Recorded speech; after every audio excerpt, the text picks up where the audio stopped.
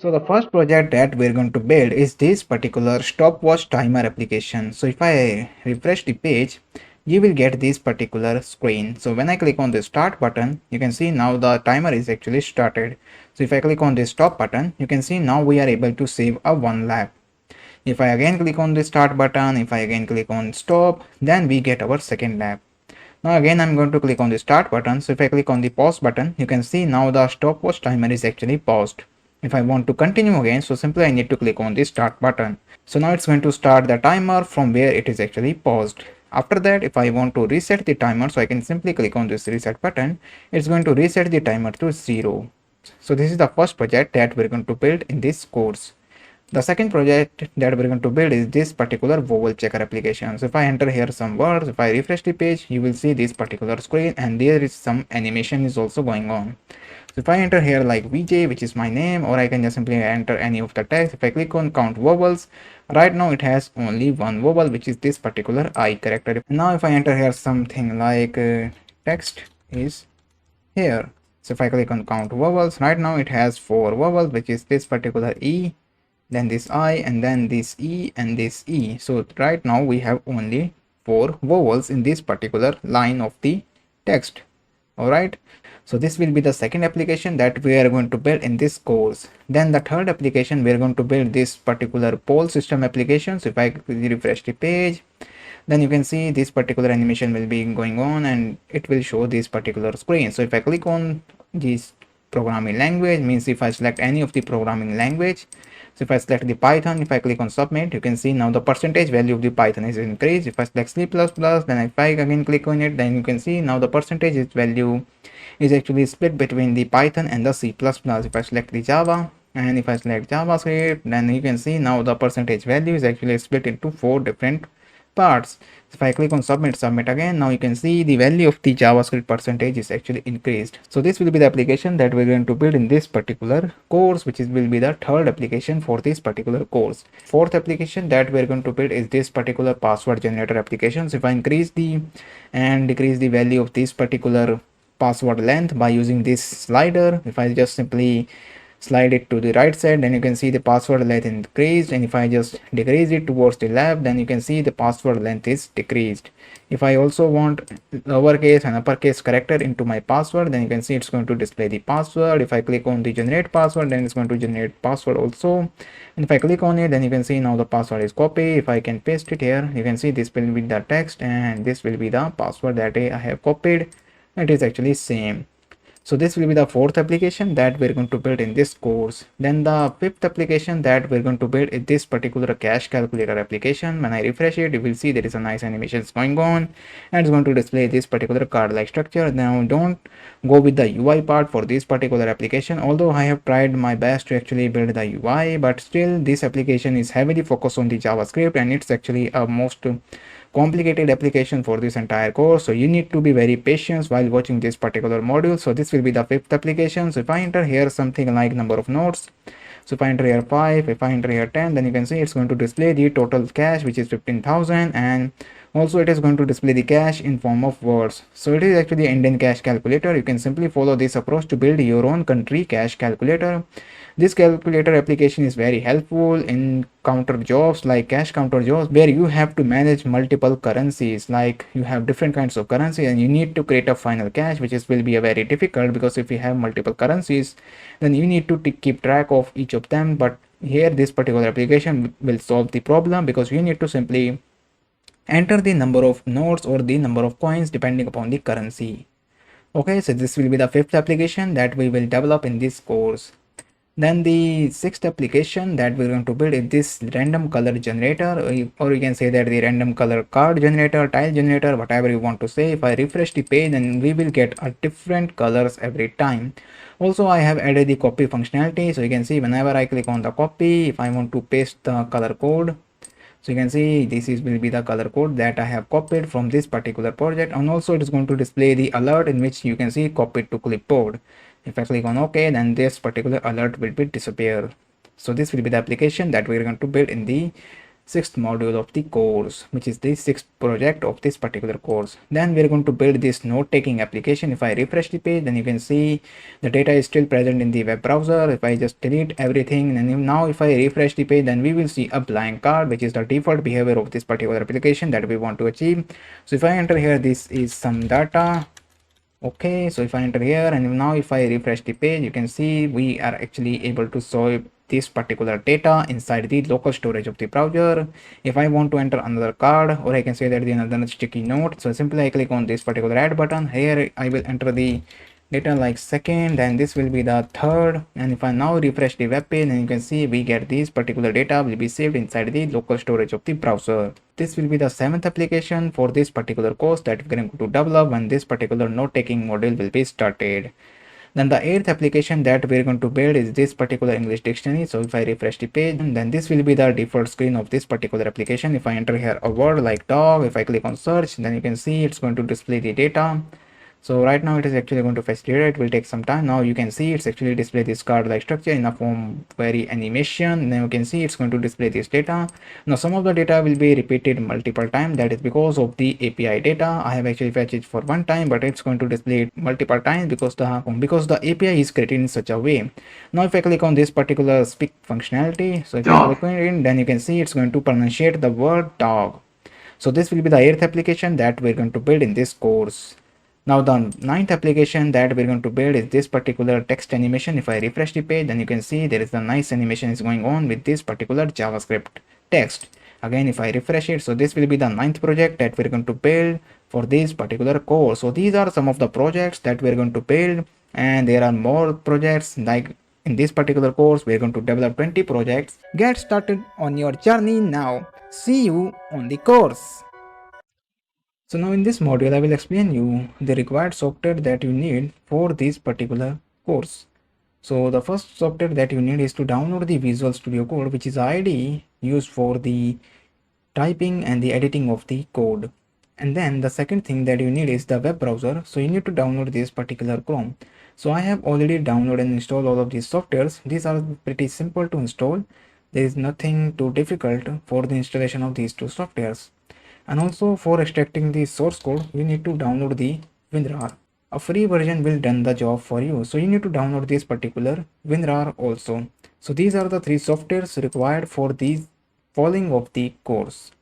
So depending upon the platform, you need to download your Visual Studio Code, and then depending upon the platform, your Chrome will be downloaded. And simply for this particular also, which is the WinRAR software, which is used to extract the RAR files, that is actually the source code files.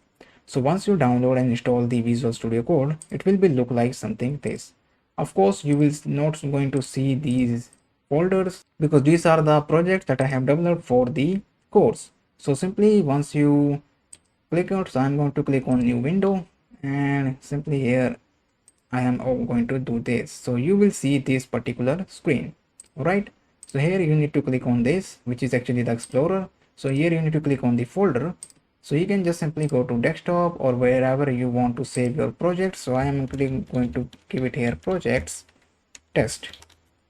Simply hit OK, and then simply select this folder. Now this folder will be opened inside your Visual Studio Code, and simply click on this yes, I trust the authors, and click on this welcome window to close it. And here you can see this is the project test Explorer window is open. So simply click on it here, and here you need to create the folder which is your project, like whatever you want. So right now I'm just going to save it as project test. So this will be the directory. Inside of that you need to create the index.html. Okay, and then simply click on the shift key, means simply press the shift key and the sign of exclamation, which is the 1 key, and simply click on the enter key. So it will going to give you the boilerplate code, and simply click it here project test. Alright, simply save it, and here if I enter anything like h1 element, which is the heading, or I can say the project text, project test. If I control save it, and now if I want to run this particular application, so simply click on this go live server extension. So make sure you need to install this extension also. So to install this extension, you need to click on this extension tab, and here you need to click on the live server. So you can see this is the live server, which is this will be the live server. So simply click on it. So I have already installed it. You can see here, that is why I am getting this disable and uninstall option. So you are getting this install option, so you need to click on it and it's going to install it, and then it will be shown here. All right, so I'm going to close it, and also I'm going to just switch back to this Explorer tab. So if I click on this go live, you can see it's actually going to start my browser. So that is this one. So soon after that, you can see now my project test is actually displayed inside this particular web browser. All right, so this is how our HTML is actually working. Now I need to create the CSS file. So for that, I'm going to name my CSS file as style.css, and then I need to also create the script part. So script.js.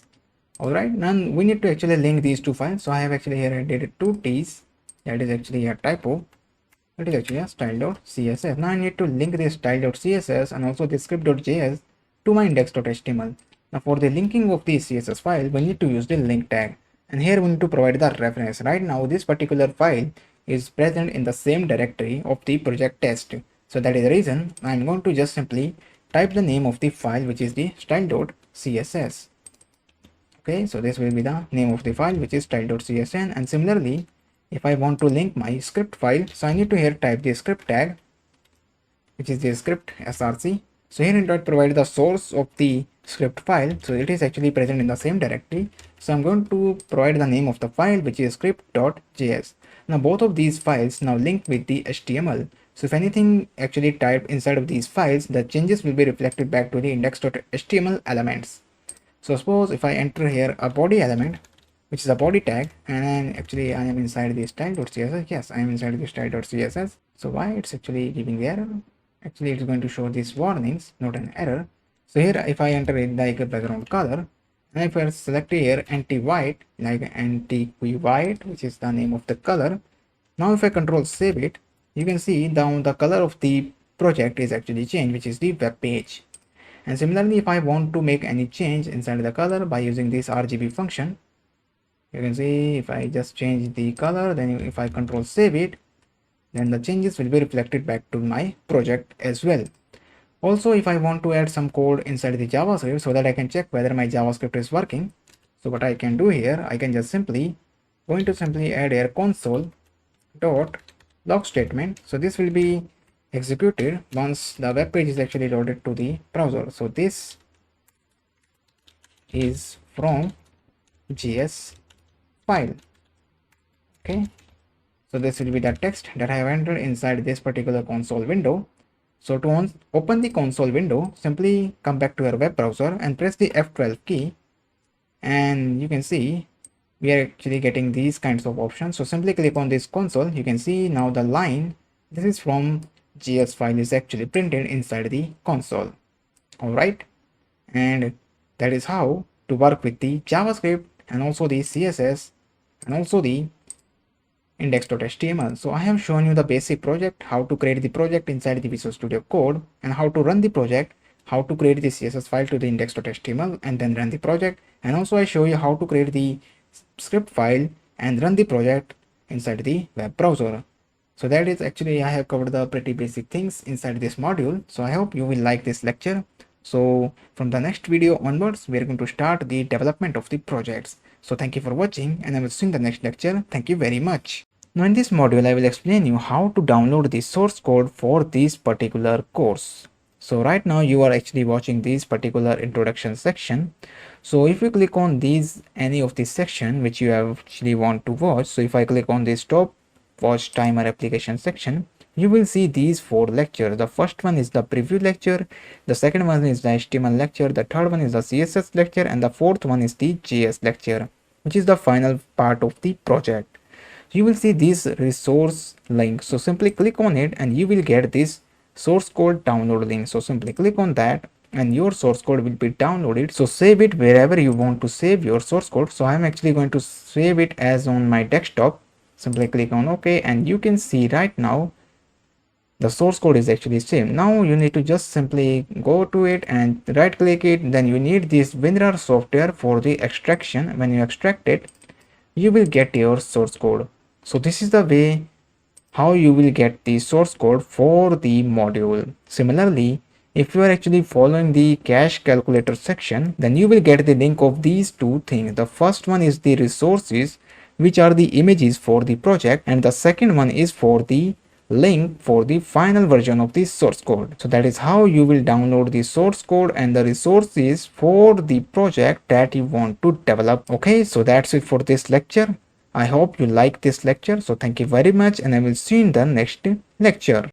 So welcome back to this module. So in this module, we are going to build the stopwatch timer application. So this is the final version of the application that we are going to build in this entire module. So you can see it has this particular card-like structure. Then we have this particular pulse animation that actually going to display the milliseconds, seconds, and the minutes. So if you want to start a timer, you have these start buttons, and also you have stop, pause, and reset buttons. So when I click on this particular start button, you can see now the stopwatch timer is started. And if you want to pause the timer, so we can click on this pause button. Now you can see the time is paused. And if you want to reset that timer because something is like happened during your lab, so you can simply click on the reset. It's going to reset the time back to its 0. And if you click on the again start button, and if you want to save this particular lap, so simply click on the stop, then you can see now the lap is saved with that particular time values. If I click on again start button, and if you want to like stop the timer after a couple of seconds, means you have done a very good progress in your coding, so simply click on this stop button. Now you can see your lab 2 is also saved. So this is a perfect application if you want to track your coding lab according how much time and how much productive you are while typing the code, and if you want to like practice the coding skills, like you want to answer more than 10 to 20 questions, so you can use this particular application because it is not going to track any of your privacy. So this is a perfect application.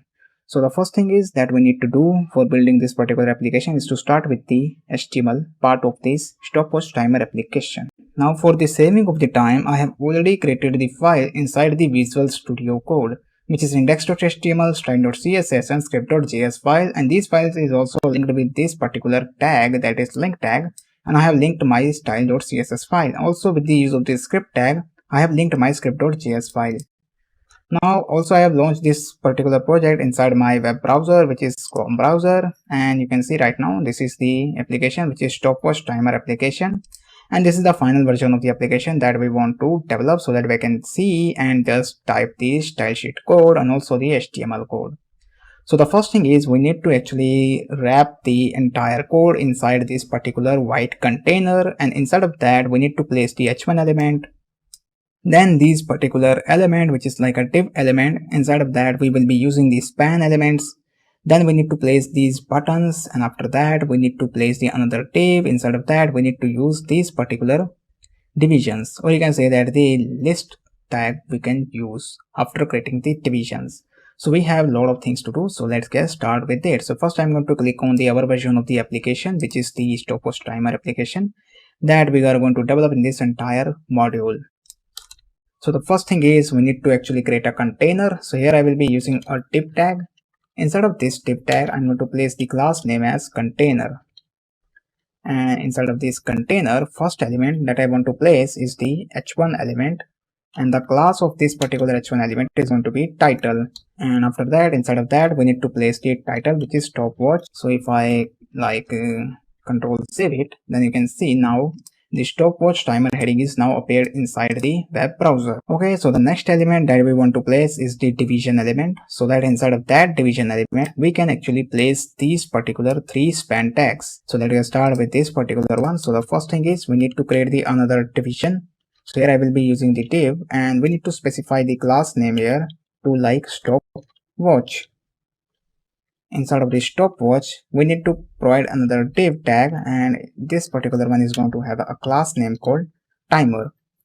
Inside of this we need to first add a span tag, and the ID of this span tag is going to be like minutes, and then we need to here specify a 00 value. You can just simply click it here and duplicate it to 2 more times. Then this particular one is for the seconds, and this particular one is for the milliseconds. Okay, and here we need to just remove this last one, Control save it, then you can see now we get this particular format that we want for our application.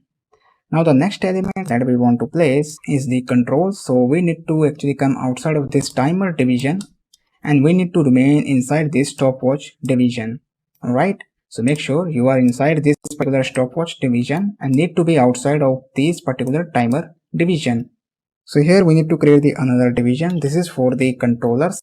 So I'm going to give the class name as control. So this is for the controls, and inside of that we need to place the button. So the first thing is button, and the first element is actually the start, and we need to provide the ID as start btn. Alright, and then we need to duplicate it into many times. So first I'm going to select by pressing the shift and alt key and down arrow key 3 times. Then you can see we create the 3 copies of the same code. Here we need to change the text. So the first thing is actually the stop.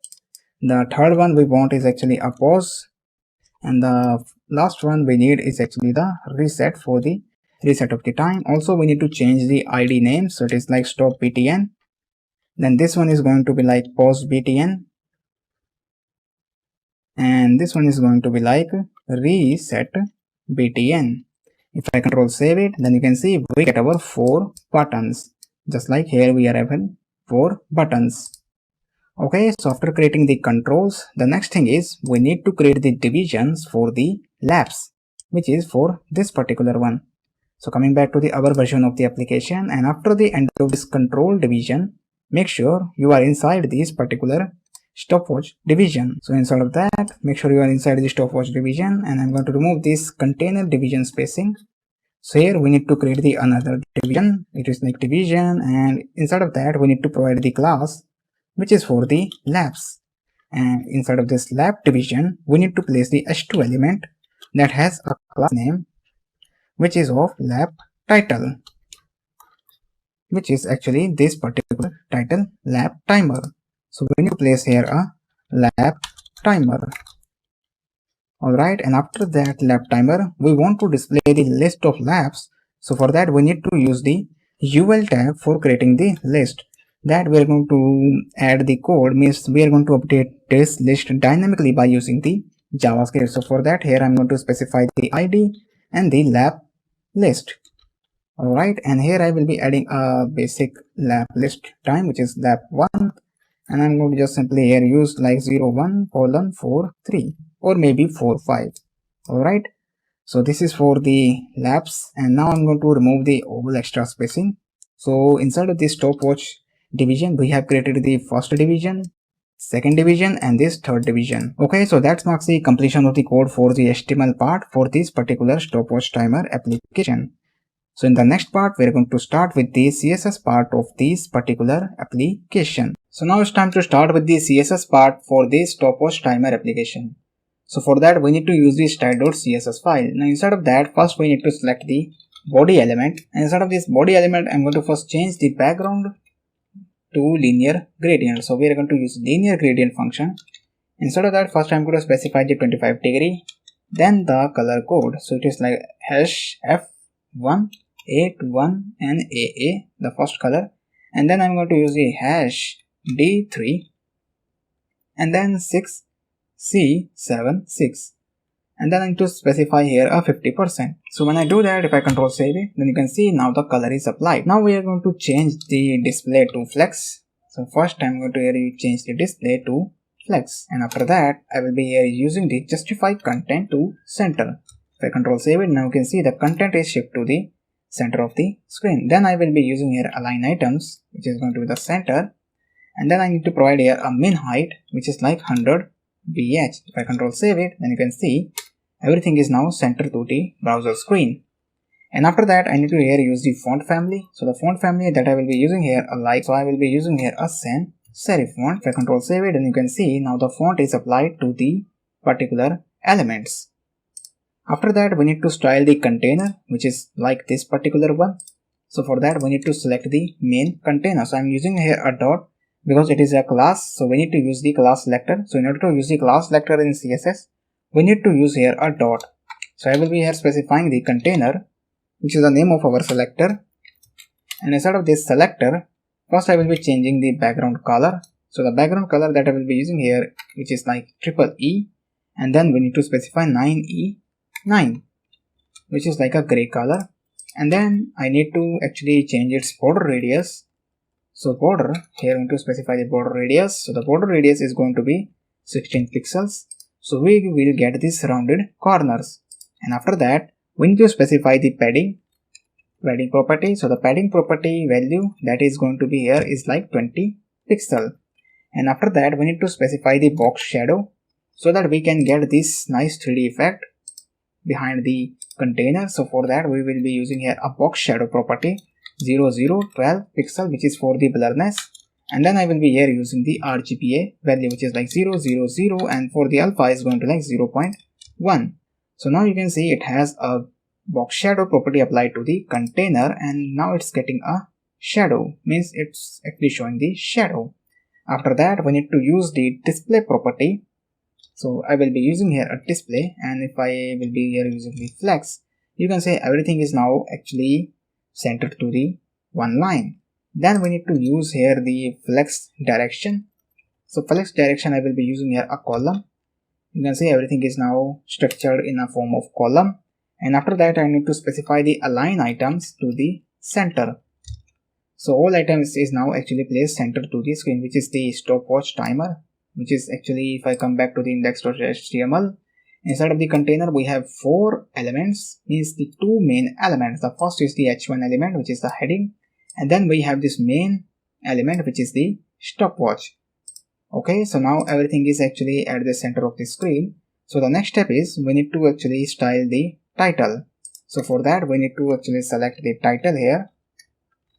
To start the opening and closing bracket of the title. So the first, we need to here specify the font size property. So font size is going to like 30 pixel, and after that we need to provide the margin bottom property. So margin bottom is going to like 1.5 RAM units. You can see now we have actually styled the title, which is our stopwatch timer title. Then we need to style the stopwatch, which is this particular container, which is the main container. Inside the container, which is the stopwatch, that has the entire elements placed, which is this particular timers, like the timer, or I can say that this controls, and then we have this lap timer. Alright, so we need to style this one. So for that, we need to select the timer because it is also a selector, a class selector. So we will be using here a dot. After that, first I will be changing the font size. So font size is like 40 pixel. Then we need to change the background color and also the padding. So I will be using here a pure white background color. So it is like #FF 6 times F. So now you can see it's actually having a white color applied, and then we need to apply the padding. So padding is going to be like 20 pixel. And then for the rounded corners, we need to use the border radius. So border radius is going to be like 18 pixel, means the 8 pixel, not 18. Now you can see the changes of these properties are reflected back to this timer container. Alright, which is a timer, but I am also saying it as a container because it actually contains all the elements of the span tag. After that, we need to apply the box shadow property. So here I will be applying the box shadow 00, and then 12 pixel is going to be the blurriness. And then I will be using here RGB value, which is this particular one. You can see now the box shadow is applied to the timer. And after that, I need to apply an animation code, but for that, we need to create the pulse animation keyframes. So I will be here creating the pulse animation keyframe by using the @keyframes, and then here we need to place the identifier, which is going to be the like pulse, the name of the identifier. Inside of that, we will be using the from, and then to start its bracket. And after that, we need to here specify the to property, and then we need to start its own curly brackets. Inside of the from, I will be using the transform property, and then we need to use here a scale, and then the value is actually like 1. And then we need to here provide the another transform property because we want to transform its position, and then we need to here use the scale, and inside of that I will specify the 1.05. If I control save it, right now nothing will be happen because we need to use this pulse animation. So we want to use this pulse animation inside this timer. So here I will be using the animation. Then we need to specify the name of the animation, which is the pulse animation we want to use. Then we need to specify the duration, which is like 1.5s, and then we want to infinitely run this animation and alternate. If I control save it, you can see this pulse animation is now playing. Alright, then we need to actually move these controllers little bit by applying the margin property. So our next step is we need to actually style this, but before that we need to actually format this span tag. So whenever the value of these actually change, so it is not going to shift the content, because when there is a 1-digit value, 2-digit value, it is going to change its position, which I explained in many of my previous courses as well. So I will be here selecting the timer again by specifying the dot, because it is a timer. Inside of the timer we need to select the span element and then we need to start its block of code. Then we need to first apply the width, which is like 110 pixel, and after that we need to apply the display property, which is like inline block, and then we need to apply the text align property to the center. So whenever the value of these particulars will be changed, so it remains in that same position. So this particular property take care of that particular bug of the CSS. Alright, so that marks the completion of the code for the timer. So our next step is we need to style these controls, which is the start, stop, pause and reset buttons. So for that we need to use the controls. So controls is basically the division name, that is this one. Inside of that we have these 4 buttons. So first I am going to select these controls. So coming back to the CSS part, pasting the name of the controls, which is a class selector here, and then inside of that first I will be changing the display to flex. If I did it, you can say everything is now placed in a single line very close to each other. Then we need to apply the gap property. So gap is going to be like 1 rem units. If I apply the gap, then you can see now there is a 1 gap applied, means 1 rem gap is applied to the controls. Next we need to provide the styles for the buttons. So I will be selecting the button. Instead of that, first I will be applying the padding property. So padding is going to like 0.75 rem unit, and then we need to apply the 1.5 rem unit. So you can see now the buttons is actually change its shape, which is from top and bottom is like 0.75 rem, and from left and right it is going to be 1.5 rem units. Alright, then I'm going to here use the font size property. Inside of the font size I am applying the 1 rem unit, and after that I will be here applying the background color property. So the background color is going to like F25191. So this will be the background colors for the button. You can see now the styles is applied to the all buttons. After that we need to apply the color, which is to change its color to white, which is this one, and then I need to remove the border. So we are going to use here a border and specify the value to border as none. You can see now the border is actually removed from the buttons. After that we need to apply the another property, which is border radius. Border radius is going to like 8 pixel, and then we need to apply the cursor property. So cursor is going to be like pointer. If I control save it, you can see now the border radius is applied, which is 8 pixel, and now the cursor is changed whenever I hover over this particular button. Then we need to apply the transition properties. So there should be a smooth transition whenever we hover over the button. So it is like background color. So we need to apply the transition to the background color. So background color, then we need to remove this particular colon, because here we need to specify the time duration, which is 0.3s, and then here I will be using the ease in, ease out. Then we need to select the button again. So here we need to select the button, then specify the colon, then hover, and then we need to start its block of code, and here I will be using the background color, hash time, and then here we need to use the D772A76. Actually here we need to use the D7. If I control save it, and if I hover over it, then you can see the color of the button becomes little more darker, and then we can apply some margins, because right now you can see it's actually overlapping these buttons. In the final version you can see there is a space, or inside of this one there is no space is applied. So to fix this particular overlapping, we need to actually provide the code inside this particular stopwatch, which is this particular class. Okay, so for inside of that, after the title we need to provide the code inside of that. So for that, after this particular title, here I will be selecting the stopwatch. So I will be here using the stopwatch and then starting its block of the code. Inside of that, first I will be changing the display property to like flex.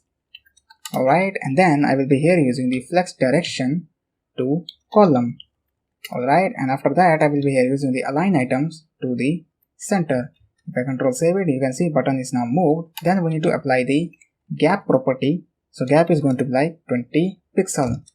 So now you can see there is a gap between these two controller and also this timer. So now you can see the problem is fixed. Now the next thing is we need to apply the style code for this particular lapse timer. So after the end of this button hover, we need to select the lap title. So coming back to the index.html, so here I will be selecting the lap title. It is actually a class name. So coming back to here, specifying the dot, then pasting the name of the lap, which is lap title. And inside of that, first I will be changing the font size. So font size is going to be like 1.5 rem unit. Alright, if I control save it, you can see now the title of the lap timer is changed. Okay. And after that, we need to provide the code for the laps. Inside of the laps, we need to provide the width to 100%. Control save it. Now you can see the content is actually shifted to the left of the screen. Alright, then we need to provide the code for the UL tag, which is the unordered list. Instead of that, we need to first provide the list style type to actually none. If I did it, you can see the default styling of the list is removed. Then we need to specify the padding to 0 and also we need to provide the margin to 0. You can see now the list item is actually shifted to the left of the container. Alright, and then we need to provide the overflow y to actually auto. Okay, and then we need to provide the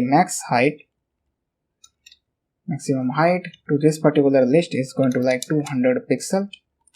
And then we need to provide the background color. So background color, I will be using here a white one. Alright, control save it. You can see now the background color is applied to the unordered list item. Alright, which is the unordered list. And then we need to provide the border radius because we want a rounded border corners. So for that we will be using the 8 pixel. And then I will be here using the box shadow. So box shadow is like 0, 0, 12 pixel, which is the blurriness. And then I will be using a RGBA value. Control save it and you can see the box shadow is applied. Then we need to provide the style code for the list item, which is li item. Okay, inside of that we need to provide the padding, which is going to be like 1 rem unit. And then we need to provide the border bottom, which is this one, which is like 1 pixel, which is like solid border. And then the color of the border that we want, which is like E0, E0 and E0. Next, we need to provide some more code for this particular list item. So here I will be using the list tag, again here li, and then we need to provide the last child, which is a property. So last child, we need to apply the border. So border, and we need to actually remove the border bottom, which is like none, because in the last child property we are going to remove the border. And inside of the list tag we have the span element li, and then we have the span element. If I come back to the index.html, so we can see here this particular span element. Now this particular span element does what I mean here, because right now inside of the index.html you will see there is no span element, it just have a one UL element. But in the final version of the application, this will be the span element. Instead of that we are going to display the font value, means instead of that we are going to display this timer value. So that is the reason we will be using this particular style once we complete the JavaScript code, means we are going to use this style code inside the JavaScript. Okay, so here I will be increasing the font weight to 700. Okay, control save it, then you can see there is nothing will be applied to this particular list item. That is because this whole code will be applied once we add a list item inside this UL tag, because right now we have formatted the UL tag. So the impact of all of this particular code is applied here, means the style of all of this style is applied here, but this list item tags value is not applied. This is because we have nothing added under this particular UL element, because we have not created any list item in this UL element. Okay, so we are going to update this UL list by using JavaScript in our next part, which is the JavaScript part of this particular application, which is the stopwatch timer application. So now it's time to start with the JavaScript part for this particular stopwatch timer application. So for that we need to use this script.js file, and inside of that we need to create a couple of variables. So first we need to create the variables for these three labels, which is the milliseconds, seconds, and this particular minutes. Then we need to create the variables for these all four buttons, and then we need to create a variable for the lap list. So let's start by doing it. So first here I will be using the const, and inside of that I'm going to name it as minutes label. It's actually equal to document dot get element by id, because we have specified the id as minutes. So here I will be using the IDs. So if I come back to the index.html, so I'm going to copy the minutes ID and I'm going to paste it here. Then I'm going to duplicate it to 2 more times, and here I'm going to change it to seconds label. Okay, and inside of that I will be copying the name of the seconds and I will be pasting the name here seconds. Then I will be here using the milliseconds label, and instead of that again I'm going to copy the name milliseconds and pasting the name here. Okay, so we have now created the first three variables, which is for the minutes, seconds, and milliseconds. Okay, and then we need to create the variables for the buttons. So the first one is for the start button, which is actually equal to document dot get element by id, and then we need to provide the code for the button. So the ID of the button is actually the start btn. Copy it and I'm going to paste it here.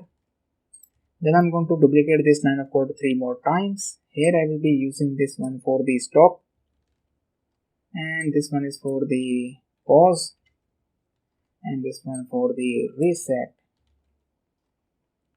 Now it's time to copy the ID names, which is the stop btn.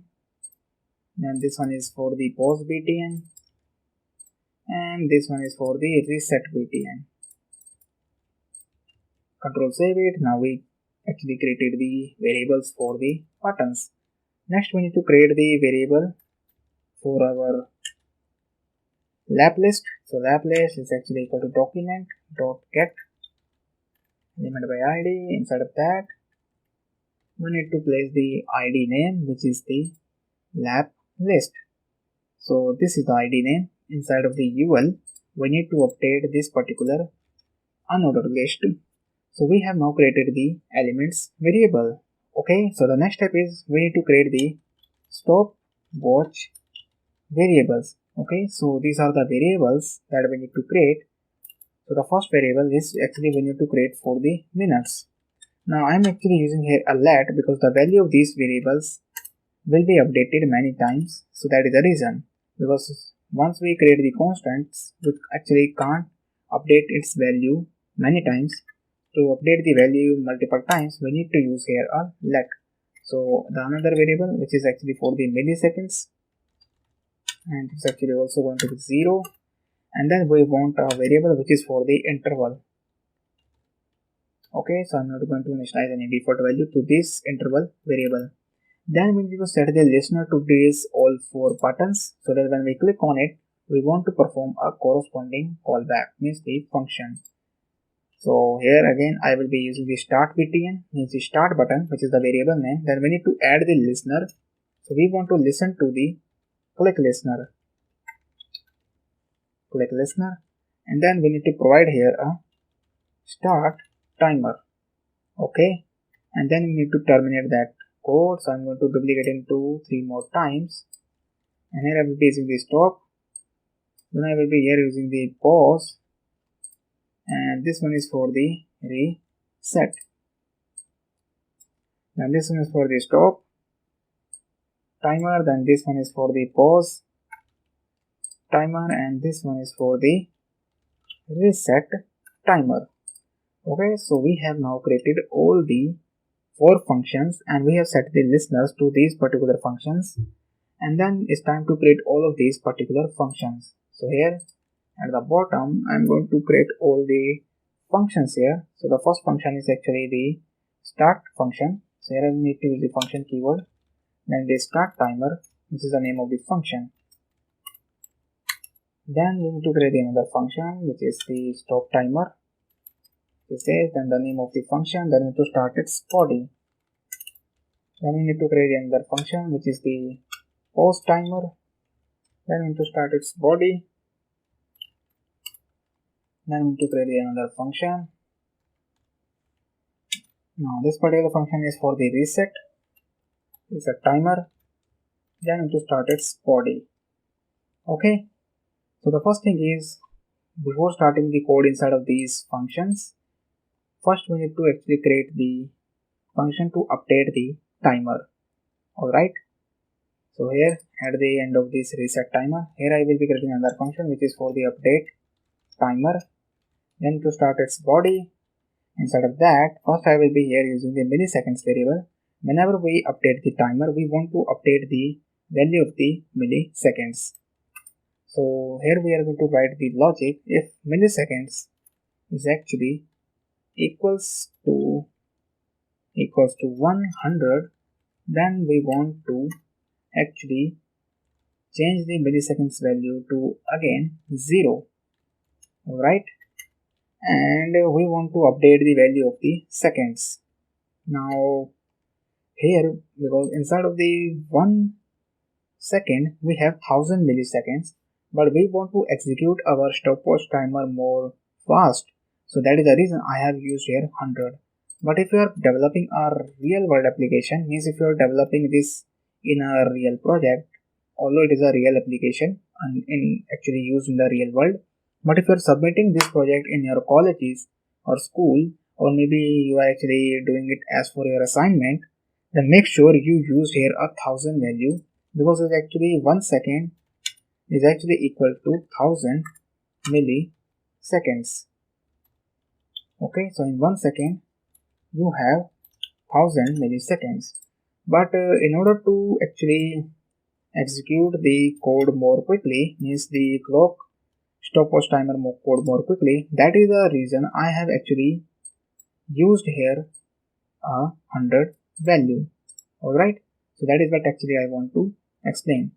Now after that, again we need to check the condition.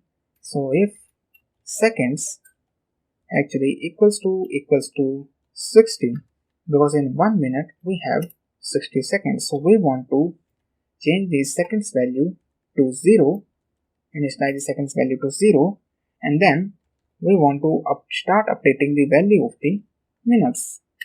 Alright, so this is the particular code we want to execute. Now after the end of this particular if statement, we need to call here another function which is the display timer function. So here again I am going to call the display timer. So this function we need to call, and we need to create this display timer function. So here at the bottom of the update timer, we need to create the display timer function that is actually responsible for the value updation inside these particular labels. So remember, at the top we have created the variables for these particular 3 labels. So we are going to update the value of these 3 labels inside this particular display timer function. So the first thing is, we need to actually update the milliseconds value. So milliseconds label dot text content, we want to update its text content equals to milliseconds. Okay, and then I will be here using the value called seconds label dot text content is equal to seconds. Okay, and after that we need to update its minutes label text content to actually minutes, the value that we are actually updating inside the update timer. But at this point of time, if I control save it and if I click on the start, stop, pause, reset, nothing will happen. That is because on click of the start button, we are actually calling this start timer function. But inside of this start timer function, we need to actually call the update timer function. Okay, so inside of that, we need to here call the update timer function. So I'm going to call this update timer function. Also, whenever we click on this particular start btn, we want to actually disable this, because once we click on it, we don't want to again start the timer on click of that button. So for that reason, we have to here use the start btn, which is the start button dot disabled, which is a CSS property, we have to write the whole property disabled is equal to true. If I control save it and if I click here, then you can see when I click on the button, it's actually going to update the value, but again, now it's actually just displaying the one value and also this 0, 0. Our code is working. If I click on it here, then it's going to display only a one value. This is because we need to here use the concept of the interval. So we need to use this let interval variable here. So we are actually going to use here the interval variable actually equals to, and we need to pass this update timer inside this set interval function, which is a JavaScript function. And inside of that we need to pass the update interval, and then we need to specify remove this function brackets, we need to pass as a callback, and here we need to pass the delay of the time. So I'm going to use here 10 because I want to execute the timer more quickly. If I control save it, if I click on it, now you can see the timer value is actually start updating with the use of this set interval method, or I can say that is a function, because right now we are not using the object oriented programming. Now if I again refresh it and if I click on the start, right now you can see it's actually showing this single digit, whereas in the final version of the application we are actually seeing it a 2-digit value, no matter if the value of the second is actually a single digit value. To actually use this particular concept, we need to actually use here a pad function, means we need to actually use to format the string in a 2-digit way. So for that, instead of the display timer, we need to pass another utility function. We need to create the utility function, or you can say that the another function which will actually use to format the time in a 2-digit value.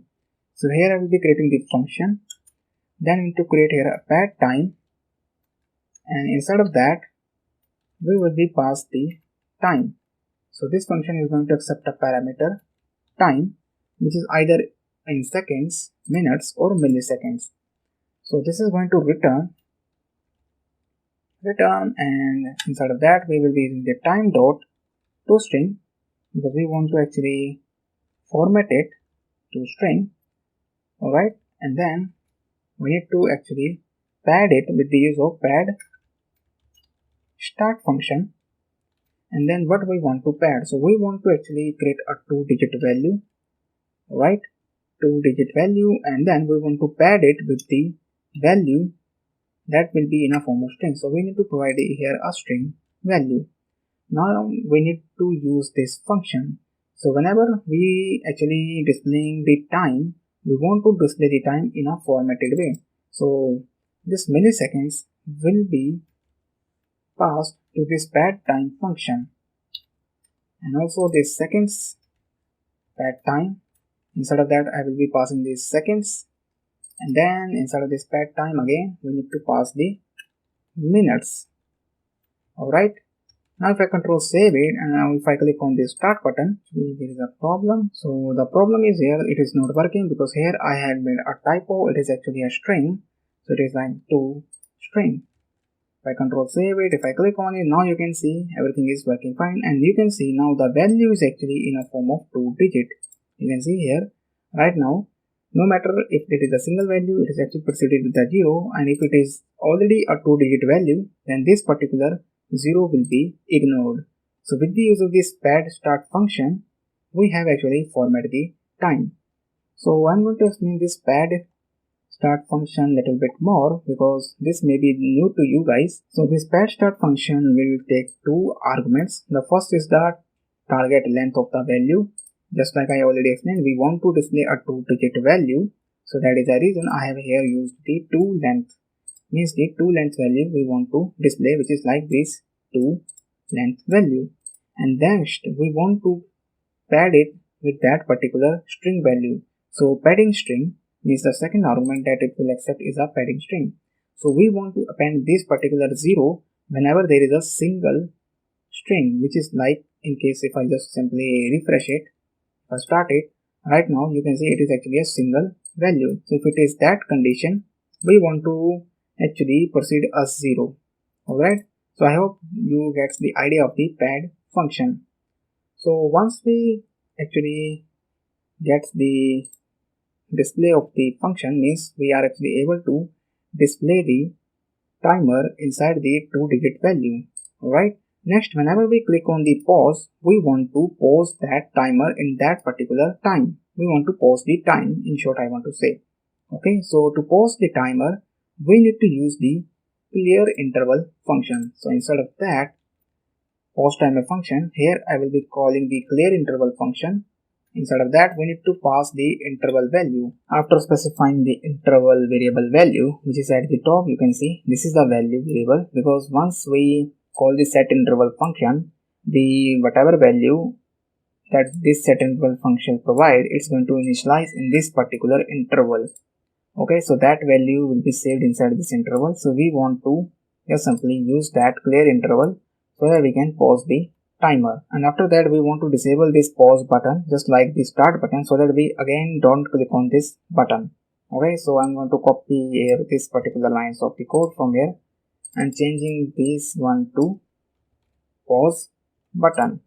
Okay, and just here 2 times button. First remove it, I control save it, and now if I click on the start and if I click on pause, you can see now the timer is paused.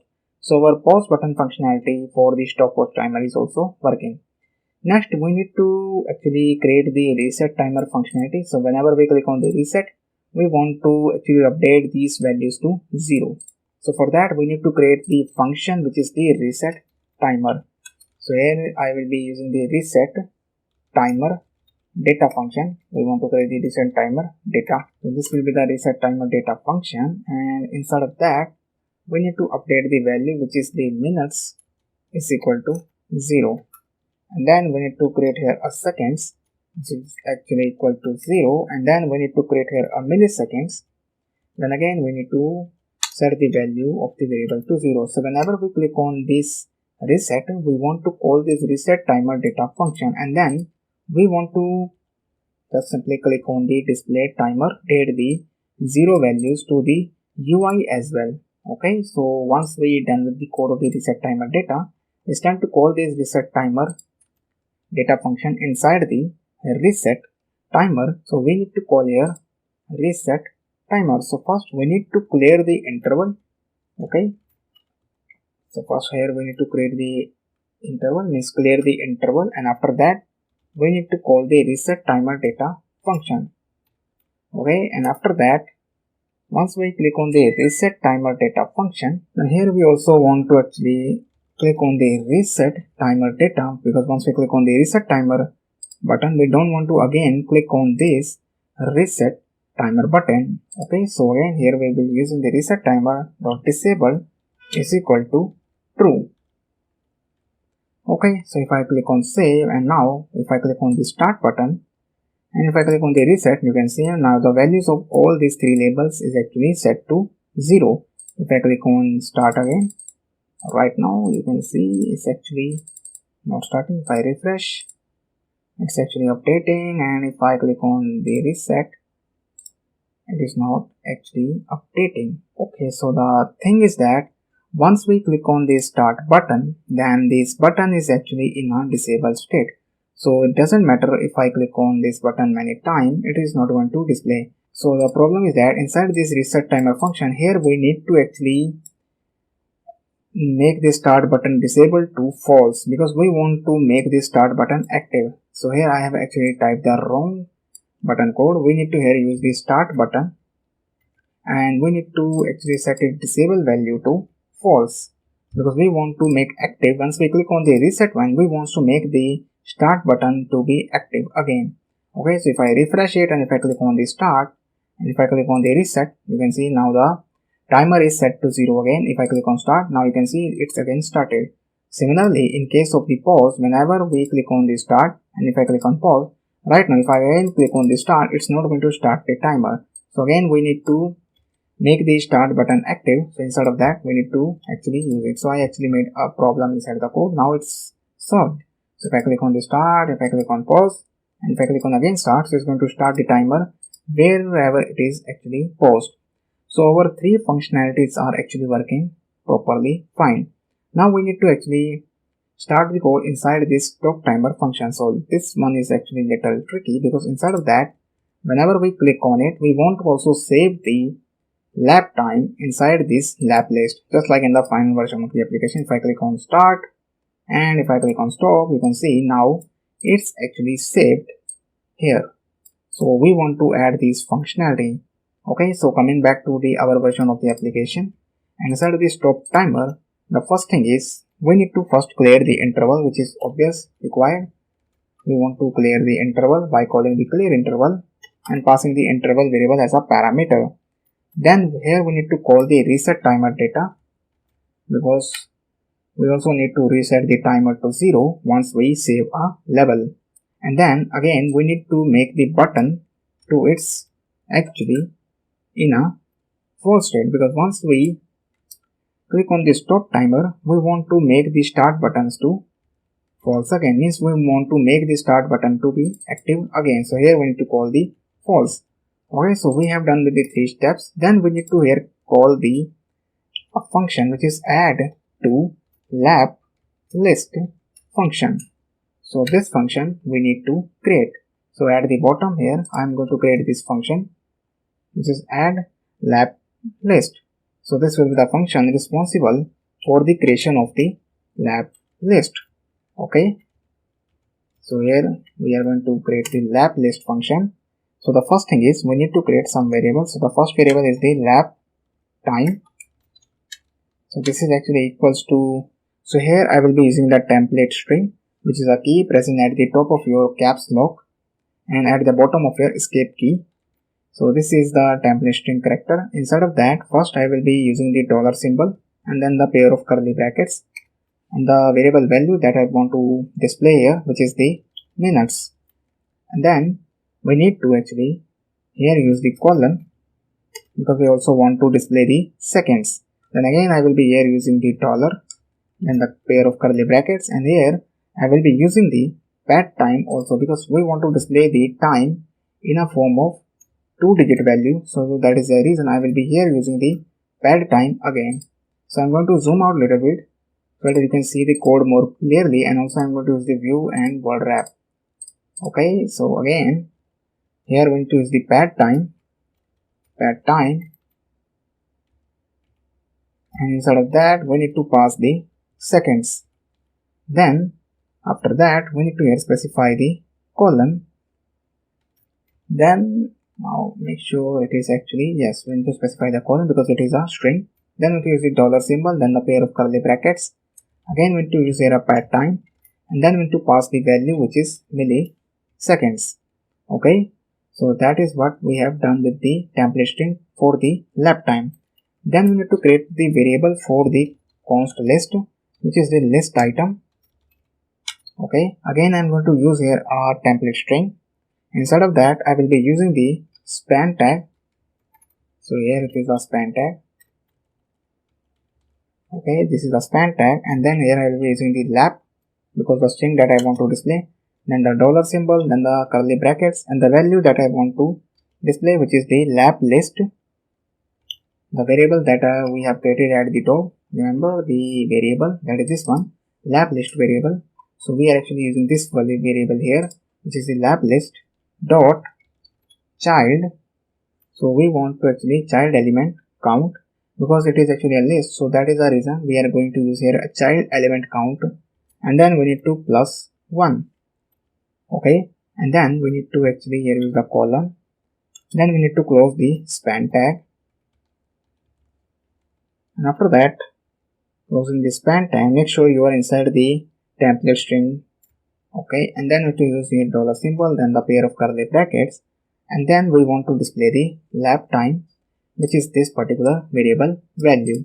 Alright, and after that we need to here use the list item dot inner HTML because we want to update its inner HTML. List item, which is my inner HTML is equal to, so here I have actually made one mistake. This particular line of the code will be initialized here, and instead of that list item we want to create the document dot create element because we want to create the list element Then inside of that list element we want to add the value. Alright, we want to create the li tag under this list item variable. Okay, and inside of this list item we want to update its inner HTML with this particular line of the code, which is to actually initialize the lap time. And after that we want to add this, means we want to add as a child. So lap time, which is the lap list, lap list dot add, I can say that is append child. Instead of that we want to pass the list item. If I control save it, then it's going to do nothing because we have nothing added here. Also coming over to index.html, I'm going to remove this code from here. Save it. Okay, so now you can see the UL code is also removed. Coming back to the script.js, once we add this add to lap list, we need to call this function. So we need to call this function inside the stop timer, which we already did here. Like here we already called. So now it's time to check whether this is actually working or not. So if I click on the start and if I click on stop, you can see now the lap time is actually added inside the lap list. If I again click on the start and if I click on the stop, you can see again this lap time is added as a second lap to this particular list. So the reason for adding here a +1, so that we can increase this particular value, which is actually indicating that it is a lap 2.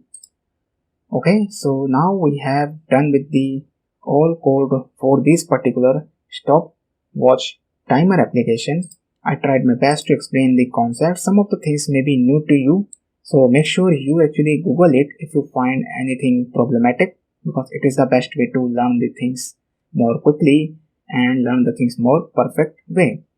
And if you face still problem, then you can use the Q&A section. I will definitely love to help you with your queries.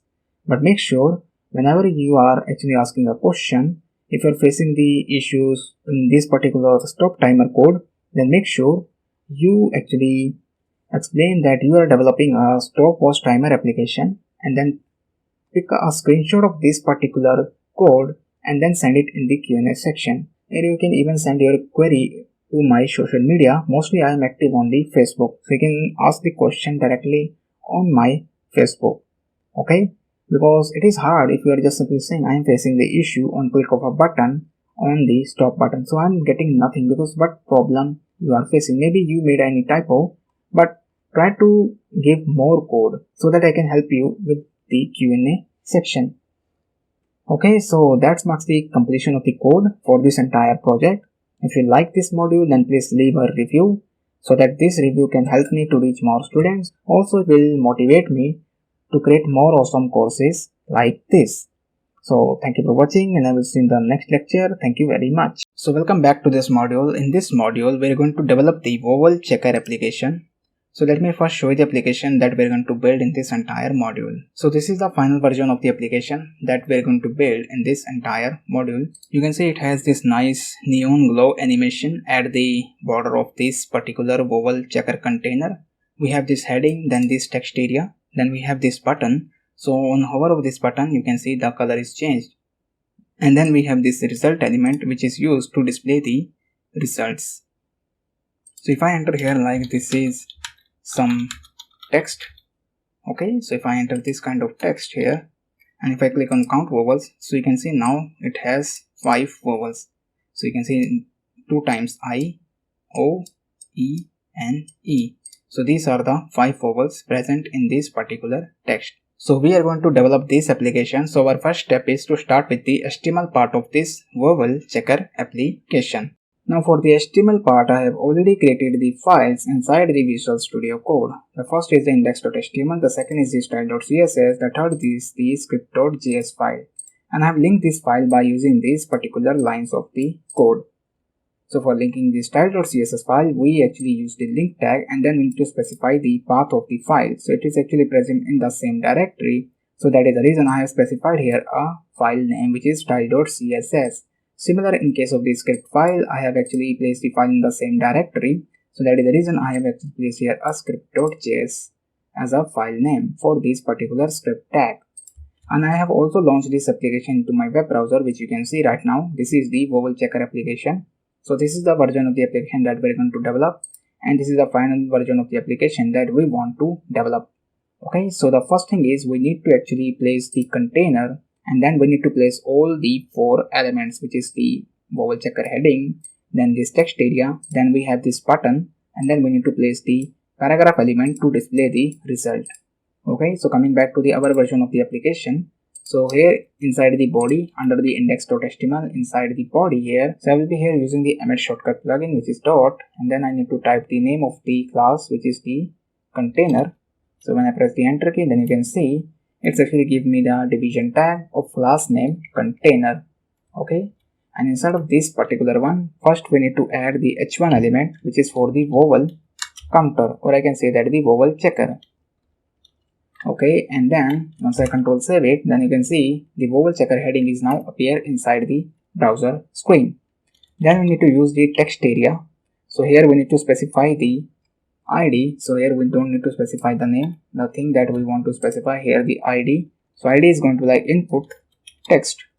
Then these calls and rows, actually I want to remove these ones. Then we need to here use the placeholder text. Placeholder, so enter your text here. So this is the placeholder things that I want to display inside the text area.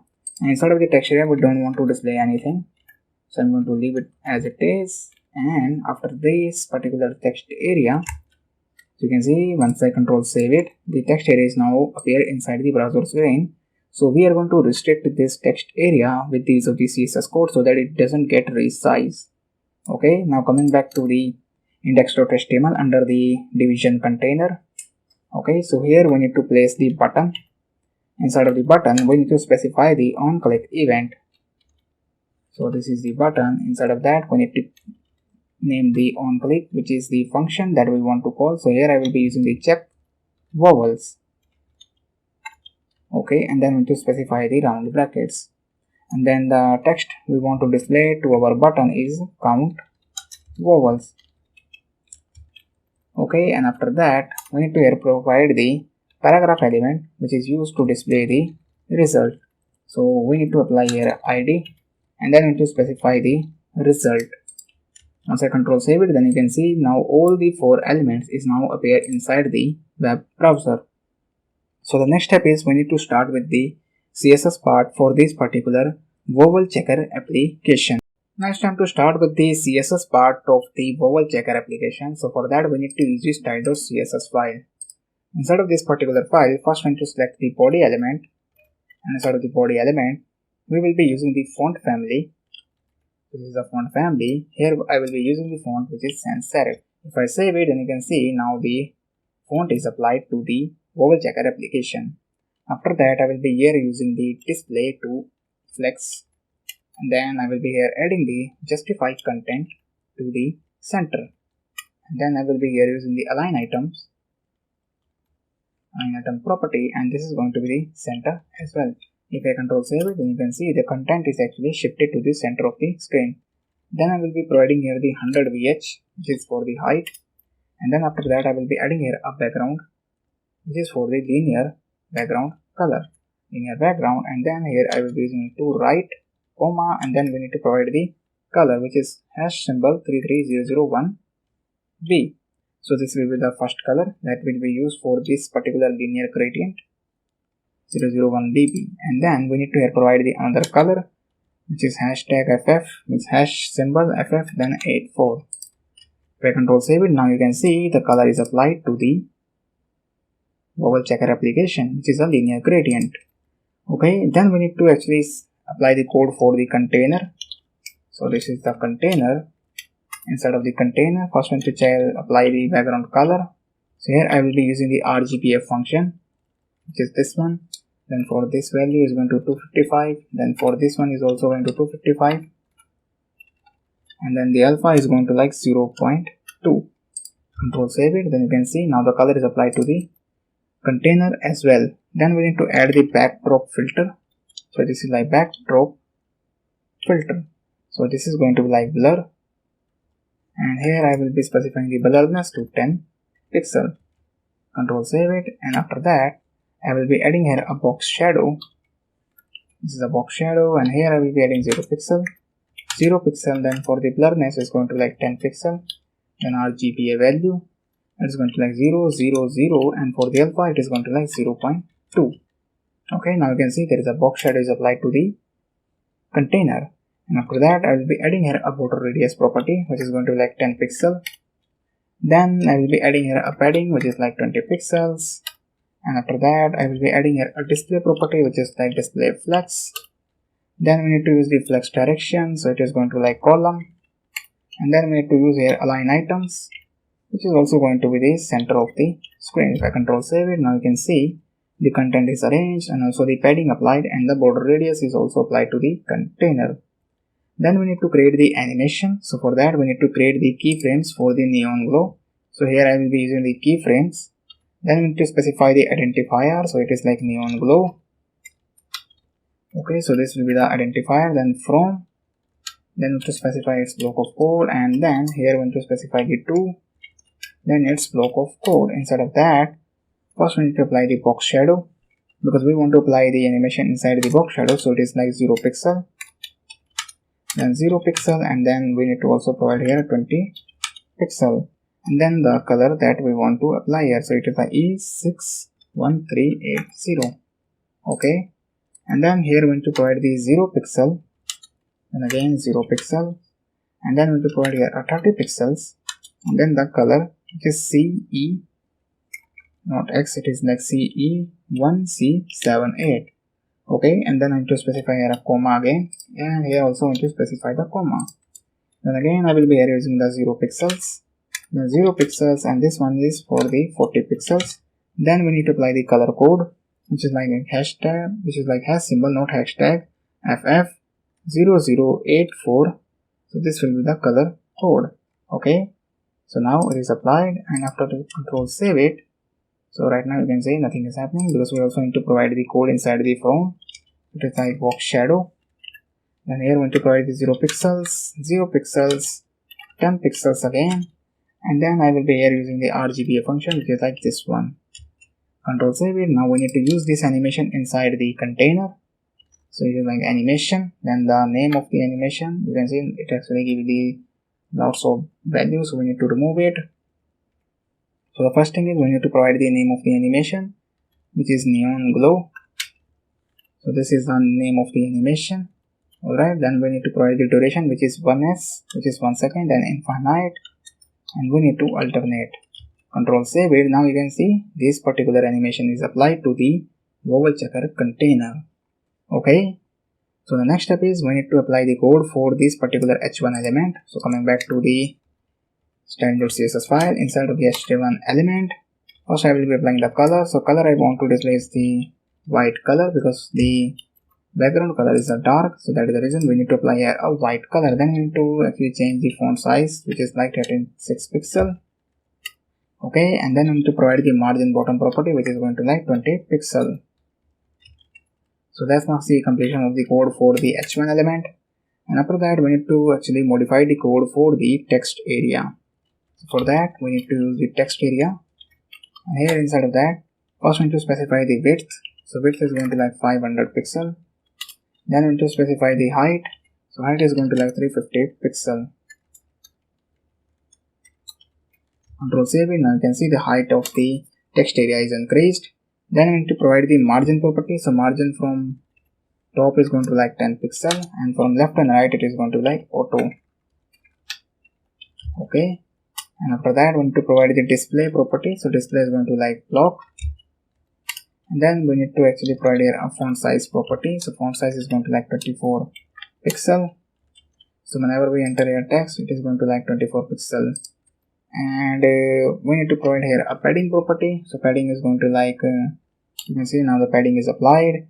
Then we need to apply here a color property. So color, we have here using it to use the color property, and I will be here using the RGB. And then for providing the red, here we need to use these particular values, which is for the font color, which is for the pure black. Then we need to provide the border. Okay, so this is the border. Again I need to type here border. Actually it is not terminated, that is the reason the CSS code is not giving the suggestion by the Visual Studio Code. So it is like 1 pixel. solid, and then we need to provide the color, which is a color like this one. Okay, and then we need to add here a border radius. Border radius is going to like 5 pixel, and after that we need to add here a resize property, which is going to be none. Now by applying this property, we cannot resize the vowel checker text area, and after that we need to here add the animation code. So for that we again need to create the keyframe. So I'm again here using the keyframes. Then we need to provide the identifier name, which is actually a slide in. So this will be the identifier name. Then we need to use here a from. Then we need to start its block of code, and then we need to also provide here a 2. No text, it is like 2, and then we need to provide here a block of code. So here we need to provide the opacity. So opacity is going to like 1, and then we need to use the transform property. So transform, we need to translate it to y, and we need to provide here a 0. Similarly, inside of the from, we need to specify the opacity to 0, and then we need to here provide the transform to translate y, and here we need to specify the value, which is negative 20 pixel. Control save it. Now it's time to use this animation inside the text area. So here I will be using the animation. Then we need to first provide the slide in animation, which is the name of the animation. So make sure the spellings are correct. Slide in, then we need to specify the duration, which is 1 second.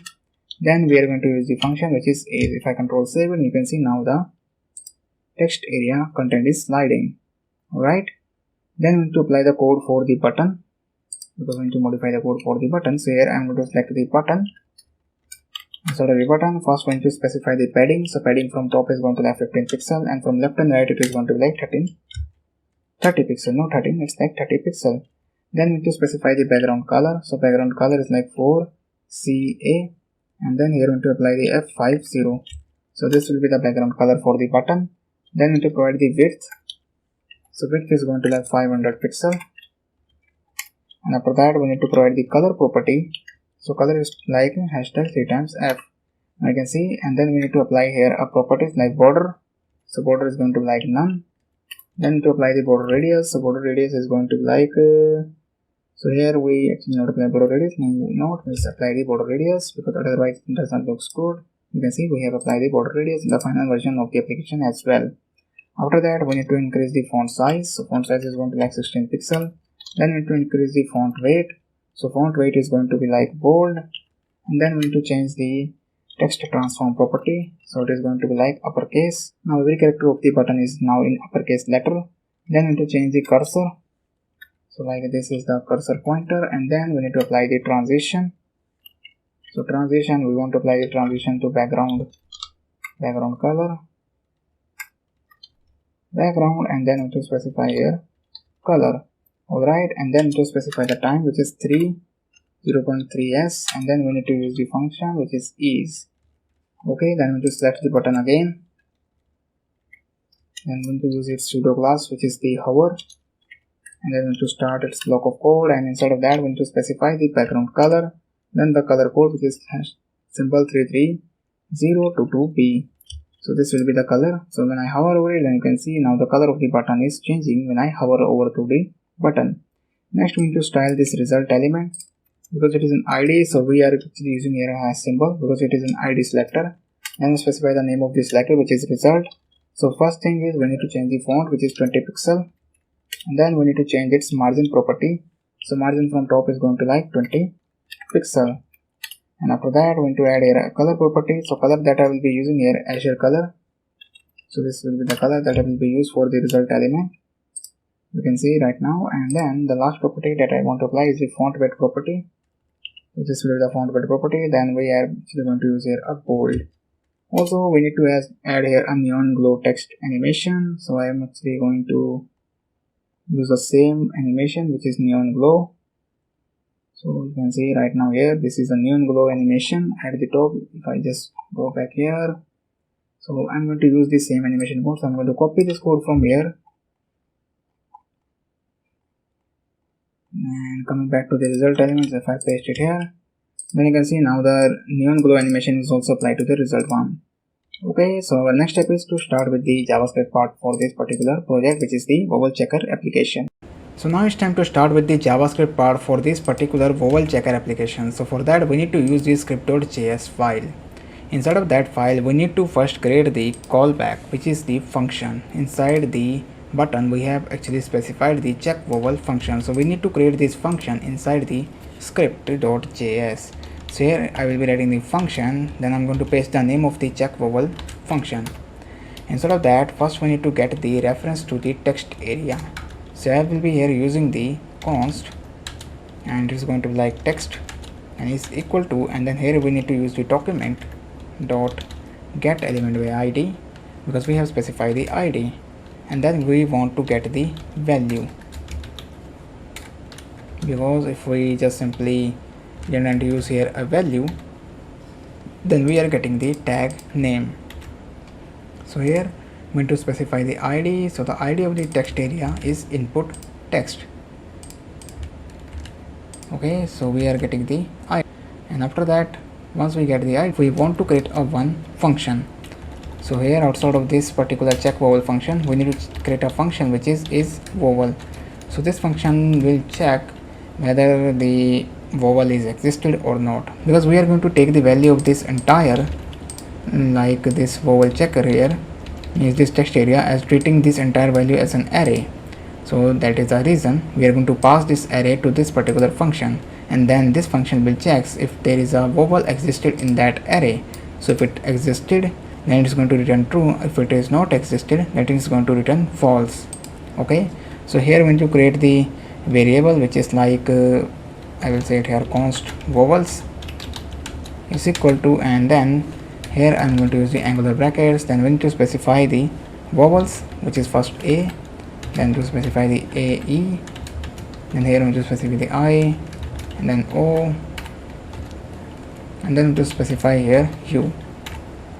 So these are the vowels that we need to use. Then we are going to use here a return vowels dot, and then we need to use here the includes. So this will be used to check whether the given element is existed inside the array or not. If it existed, it is going to return true. If it is not existed, it is not going to return anything, means it is going to return the false. So this function is going to accept a parameter which is char, or you can just simply, because we are going to pass the this array elements, means these text elements one by one, means we are going to pass the elements character by character by using the for loop. Once I code this entire, then it will become more clear to you. So we are going to pass here as a parameter char. Okay, now coming back to the check vowel function, here we need to add some more code. So the first thing is we need to here create the vowel count. So this vowel count variable is going to be used to display the result inside this particular result element. So here we need to create the vowel count variable. So I'm going to use here const, and this is actually going to be like vowel count. Okay, so this will be the vowel count, and inside of that we are going to initialize it with the value which is 0, because at the initial we want to display a 0. Okay, means we want to initialize the value to 0. Then we need to convert this text to lowercase, because if we enter here like this one, so we want to convert it into smaller one. Okay, so that is the reason we need to here use the text is equal to, so we are actually going to initialize the text with the text to lower case. So this will be the string handling function, which is a JavaScript function which is used to convert the text to lowercase. And after that we need to here use the for loop. So here I will be using the for loop, because we are going to pass the entire text character by character to the application. Like if we enter here like this particular text, okay, so we are going to pass this entire text character by character to this particular function. So here inside of the for loop, first we need to create a variable. So it is going to be the let, because the value of the counter will be updated many times, that is the reason. So let I is equal to 0. Then we need to actually use here a condition. So how many times we want to execute a loop? So according to the length of the character, means the value that is entered inside this text area, so according to the length of the text area we want to run the loop. So this is like, here we need, doesn't make any typo, which is like length. Then we need to terminate that, and then we need to increment the counter variable value. After that we need to come back to the inside of the loop. Here we need to create the variable. So it is going to like let char is equal to, so then we are going to use here text dot char at, Okay, so it's going to initialize to this char variable, means whatever we are actually passing according to index value. So if it is right now it is 0, so whatever value at present at the 0 index will be initialized to this char variable. Alright, so that is what this particular lines of the code does. It's actually taking the value from this text char at, so whatever 0, so right now if it is 1, so it is going to display this f. If it is 2, then it is going to pass the d to this char variable, means it is going to actually initialize this d to this particular char variable. Okay, on the third time when the loop runs. Okay, then to here use the if condition, and inside of that we need to pass the is vowel, which is a function that we have created already. Inside of that we need to pass the char, and then we need to pass the vowel count. If we found a vowel, means if it returns true, then we want to increment the vowel counter variable value, because we have found a vowel. If we didn't find a vowel, we don't want to do nothing. Okay, after that, once we run the loop according to the length of this particular text area content, then we want to set the data to the result element. So for that we need to first get the reference to the result element, which is const result is equal to, and then here we need to use the document dot get element by id, and then we need to actually get the result. Now right now at this point of time we are not going to use the dot value, because we want to set the data to the result element. So first I'm going to checking whether the id is specified. Yes, the id of the paragraph element is result. Okay, so I have here added the result. After that we need to update its text content, so it is like result dot text content. We want to update its text content is equal to, so here we need to craft a message like total vowels, then colon, then space, and then we need to add the value, which is vowel count. So now the complete code for this vowel checker is defined. So now if I enter here text line, this is the second project, click on count vowels, then you can see nothing is working here. So there is a problem inside the project. So if I click on the browser and if I click on the F12 key, so if I open the console, right now you can see we have these issues, uncode type error, assignment to a constant variable. So at line number 6, so here we are actually assigning a constant variable again. So this is actually creating the problem, because we are actually assigning the values to the constant variables. Alright, so that is the reason. So here we need to convert this const variable to let, and also this vowel count variable will be updated many times, because this loop will execute in maybe more than 7 to 8 times. So the value of this particular variable will be updated. So here I also need to use the let. Okay, and let's save it and check whether the values are working. So if I decrease the size of the Visual Studio Code window, and if I enter here like zoom out little bit, and if I enter here like some text values, if I refresh it, okay, so if I enter here like this is, and click on, and still it is not working here. I go to console here and still, so uncode type error, caret is not defined, is not a function. Okay, so here is a problem. So actually it is char at, so I have here added a chart at, so it is like caret. Control save it, and if I actually decrease the console window, click it, and if I just refresh it once more, here if I enter like this is the, okay, so this is the text. If I click on, now you can see it's actually showing the total vowels. Okay, now if I enter here something more, if I click on count vowels, now you can see it's going to display 5 vowels. So let's check. So this is a vowel which is 1, 2, so this is the third vowel, this is a fourth vowel, and this is the fifth vowel. So our application is working fine. The only difference, we need to actually create the type of the variable, which is we need to create it let, because the values of these will be updated many times, because the value of this vowel count will be updated here, and also we are actually reinitializing this text variable here. Okay, so now the things are working perfectly fine. So that's it for this particular module. If you like this module, then please leave a review, because your review helps me to reach more students, and also it will motivates me to create more awesome courses. So thank you for watching, and I will see you in the next lecture. Thank you very much. So welcome everyone to this module. So in this module, we will develop the poll system application. So this is the final version of the application, which is a poll system, which is actually for the programming languages. So by using this particular project, you can actually vote for your favorite programming language. So if I select here a JavaScript and if I click on submit, now you can see the what percentage of the JavaScript is 100%. If I select the C++, then you can see now the what percentage is divided between these two programming languages. If I select the Python, if I again click on the submit, now the what percentage is divided into three different parts of the programming languages according to this particular application. Now if I select the Java and if I click on submit, now you can see the what percentage is actually divided into four different parts of the project. So this is the application that we're going to build in this entire module. If I click on the Java, means if I select the Java and click on again submit, then you can see the what percentage of the Java is actually increased, because so many users actually supports the Java, but we are actually a JavaScript developer, so we are going to support the JavaScript.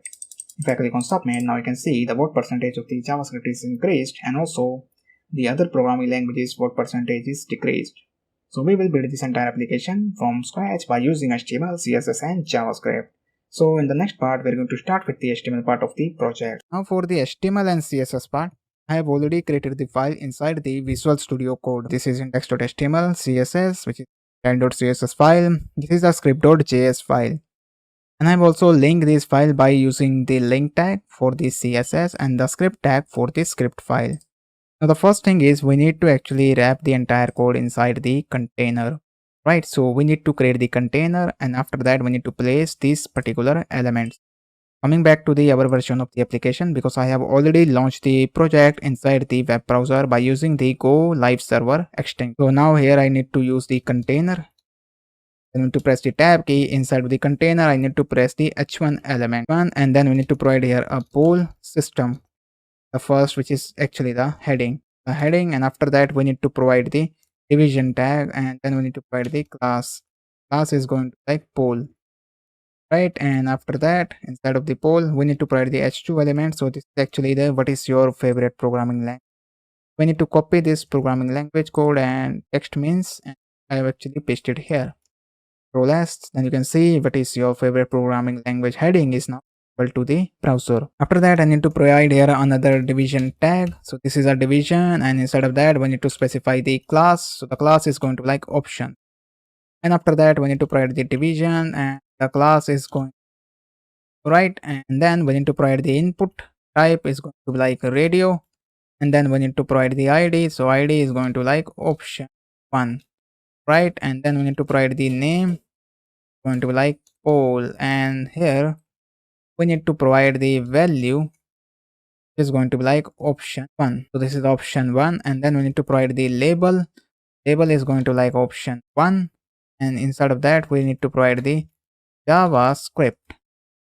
We need to duplicate this one option, paste it into 3 more times, and this is for the option, and this is for the option 2. This one is also here. We need to change the programming language, which is actually a Python, and then here we need to change the programming language to Java. Then we need to change it here option 3. This is for the option 3, and this is also for the option. Then we need to change it here option 4. This is the option 4, and this one is also option 4, right? Then we need to change the programming language to C++. Control save it. Then you can see we have these radio buttons alongside with its label, because there is no such direct UI element that will look like this. So that is the reason we need to wrap the radio button and the label inside the division. Then we will style it, and then it will like this. Okay, after that we need to create the button which is submit value. So whenever we submit it, then it's going to display the percentage, right? So make sure you are outside of these particular options, actually this division. So it is actually ending it here. So make sure you are outside of this particular division. Instead of that, we need to place the button, and then we need to specify the on click event for this particular button. And here I will be using this submit vote, and then we need to provide the round brackets, and inside of that what we want to display inside the button, which is a submit vote.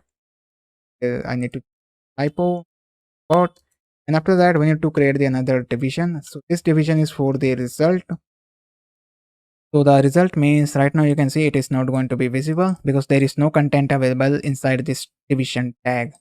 So this is actually the result division that is going to display the data on the basis of the radio button and this particular submit value. So we will display this data by computing with the JavaScript code. Means once we complete with the CSS, then we are going to display this data by using the JavaScript dynamically inside the browser. Alright, so that's it for this particular part of the poll system application. The next part we are going to start with the CSS. So now it's time to start with the CSS part for this particular poll system application. So for that we need to use the style.css file, and this file is already linked by using this particular link tag. So this file is actually created in the same directory where my index.html file is created. So inside of the style.css, first we need to actually provide the style code for the body element. So here I am just going to increase the zoom little bit, and then I will be add here a body. So the first property that we want to change inside the body is actually the background color. So the background color is going to be like F3, F3 and F3, which is for the light gray. You can see now the color is applied to the background. Then we need to add here a font family, and the font family is going to be like Arial Helvetica. So this is a font family that I will be using for this particular application. I'm just going to remove this Helvetica one. Okay, and then I need to actually here use the margin and the padding. So we need to actually reset the margin. So margin is going to be 0, and then padding is going to be 0 as well, which actually reset the basic CSS. Then we need to here use the display. So display is going to be like flex, and then we need to here use the justify content, which is going to be the center. You can see now the content is shifted to the center of the browser, and then we need to use here the align items to the center, and after that we need to provide the height, which is going to be like 100 vh. Alright, now you can see the content is actually placed inside the center of the browser. Now the next element that we want to style is actually the container. So this is actually the container in which everything is actually present. So we need to use the container to style it. So it's actually a class selector. So we need to provide here a dot, and then after that we need to provide the code inside this container. So the first thing is we need to actually change the color. So the color is going to like a pure white color. Now you can see the color is actually applied to the container. Then the next property I want to add is actually the padding. So padding is going to like 20 pixel. Now you can see the result of the padding is applied. Then I need to add the border radius property. So border radius is going to like 10 pixel, and after that I will be using my favorite property, which is the box shadow property.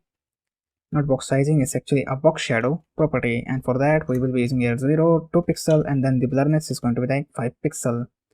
And the function that I will be using here, RGB function, which is like 0, 0, 0. So here actually I'm going to type it again like RGBA. So this is the function that I will be using here, which is 0, 0, 0, and then the alpha value is going to like 0.1.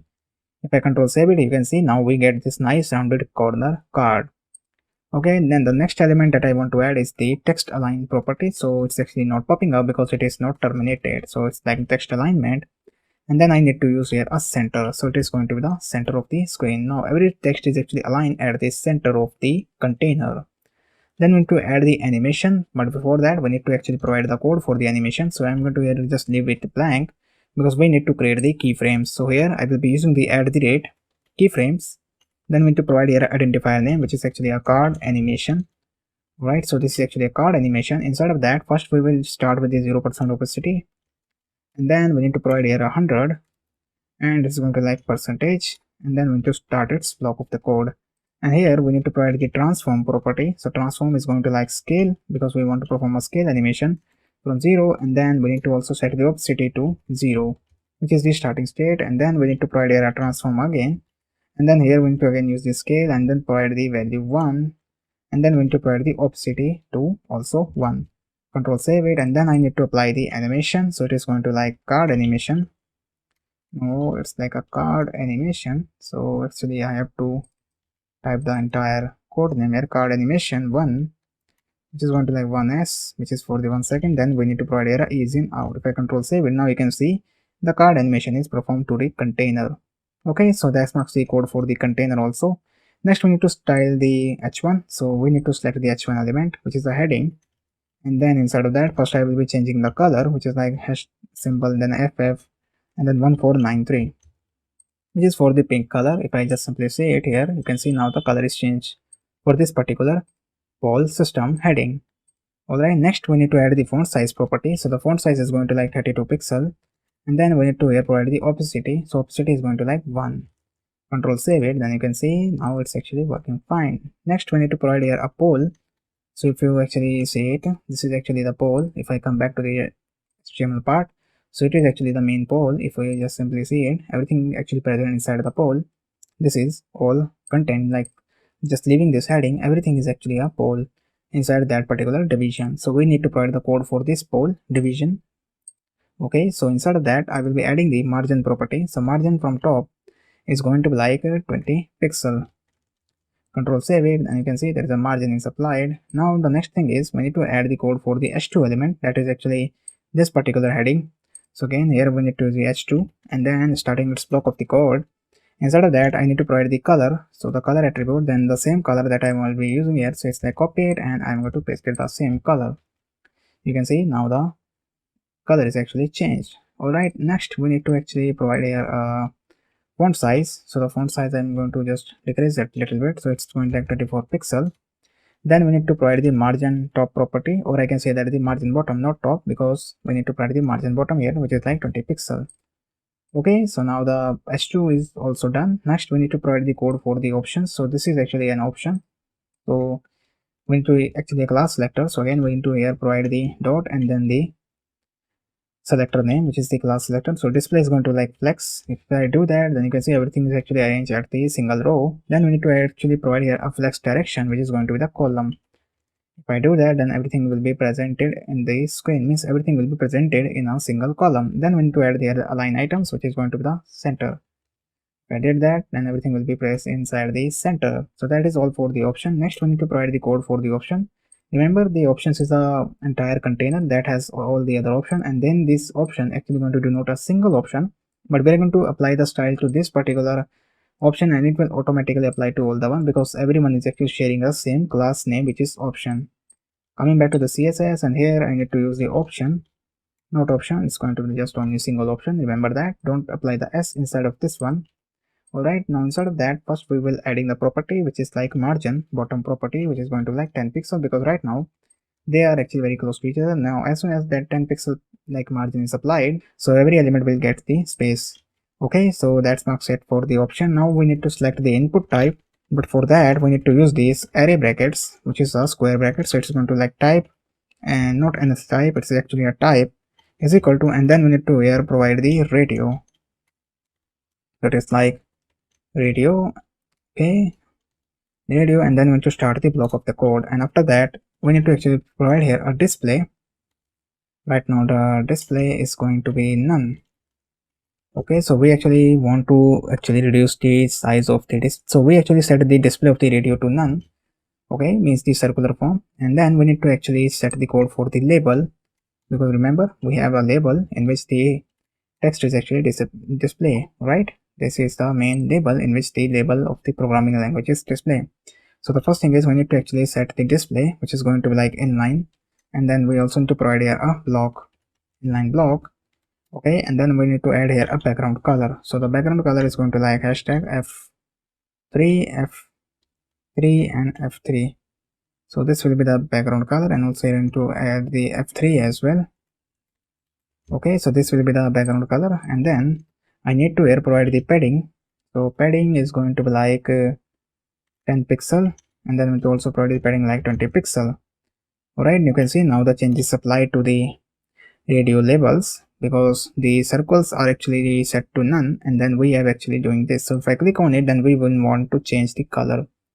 Alright, that is what we want to achieve. So that is why we are actually applying here a style. And then we are actually going to apply the border radius. So border radius is going to like 5 pixel. Okay, and then we need to add here a cursor property. So cursor is going to be like pointer, and then we need to add here a transitions. So transition, and then we need to apply the transition to background color, and then color, and then we need to here put it 0.3s. Control save it. So right now you can see there is no transition, because we want to apply the hover state. Okay, so now we need to actually provide the hover state to the option. So the first we need to actually select the option. so which is like dot and then the option. So again if I come back to the class, this is this option which is a class attribute. So here I need to provide the option again. It's like color, and then we need to provide here a black color. Control save it, and it's going to give us a dark black color.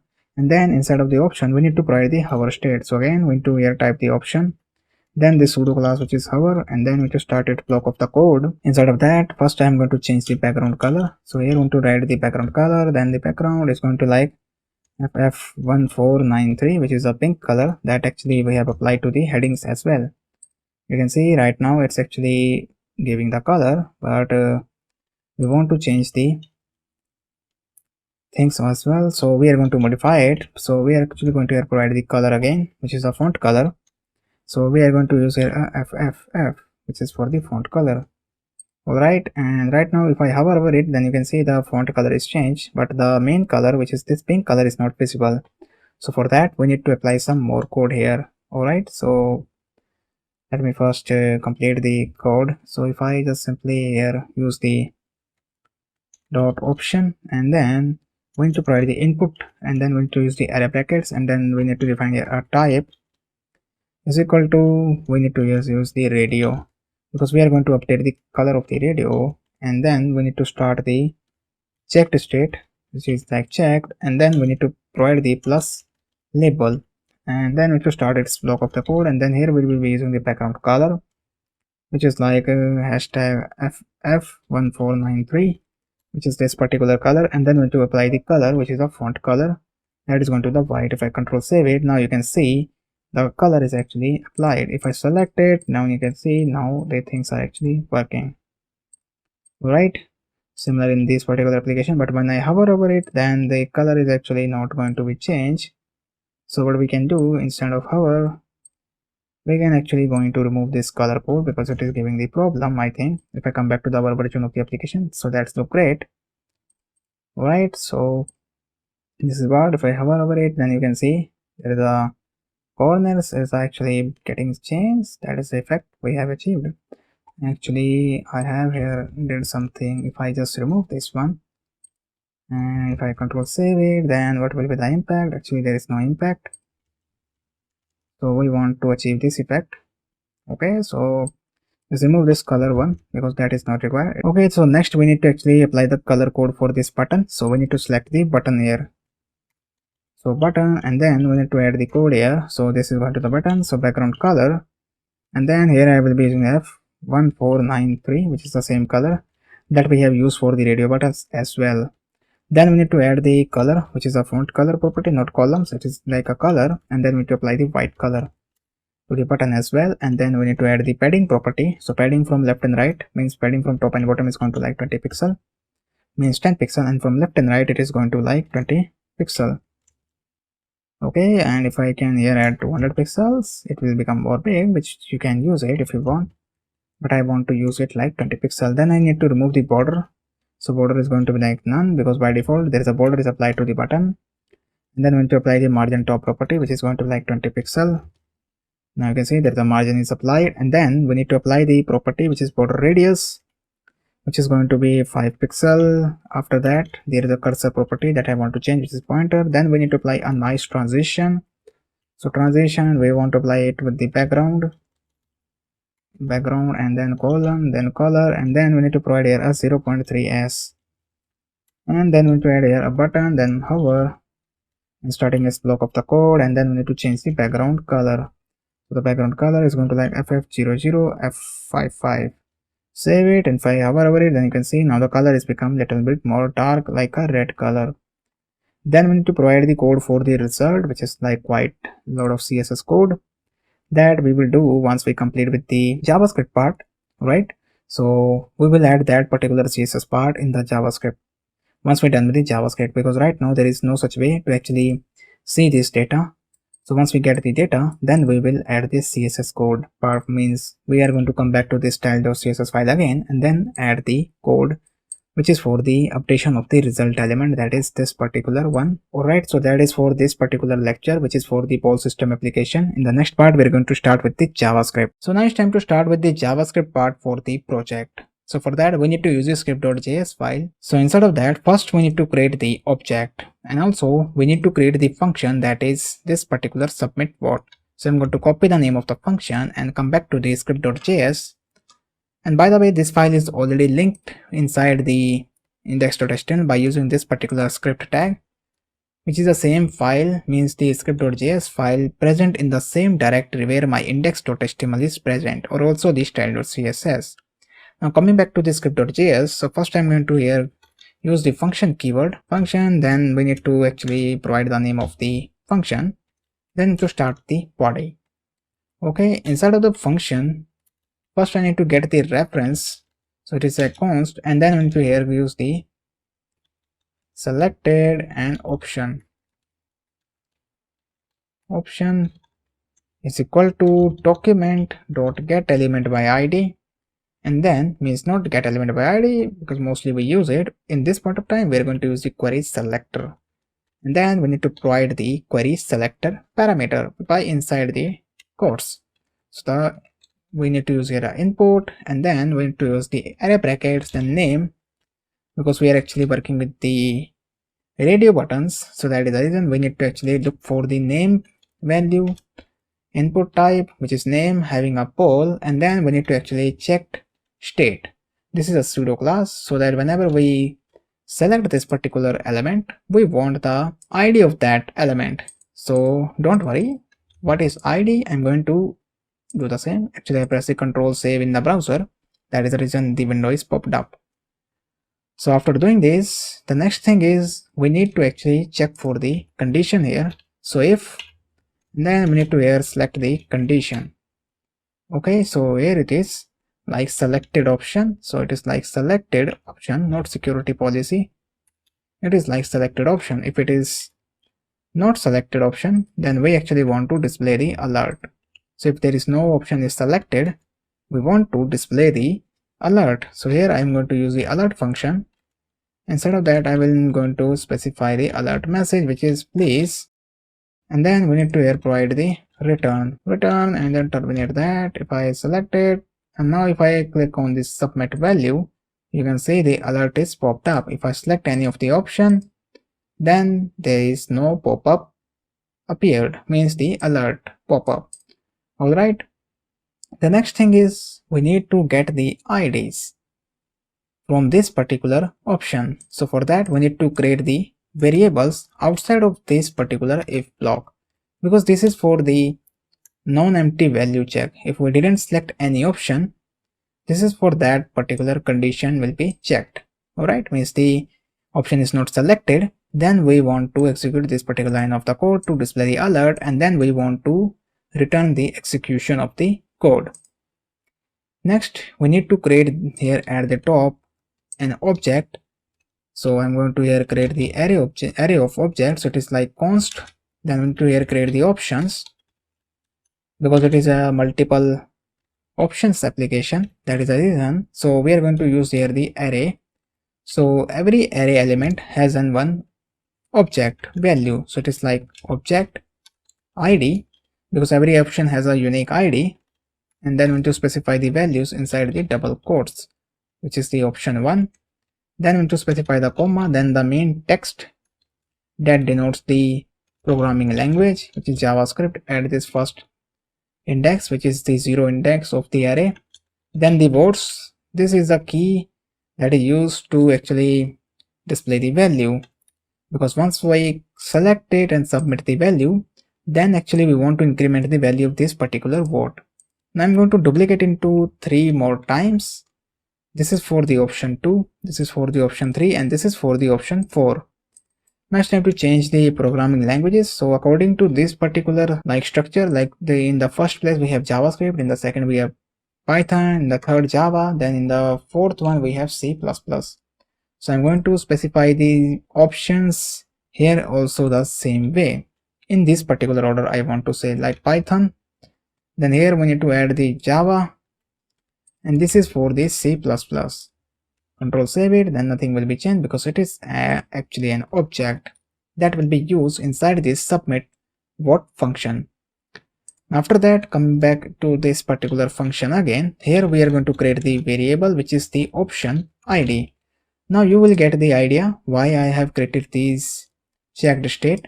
So if I actually here use the console log, console.log, right, and if I here use the selected option dot value, right, control save it and come back to the browser again. If I press here F12 key here, and here you can see and code reference error. Okay, so we need to actually remove this line of the code. Once I just demonstrate the code, then I will be come back to the code again.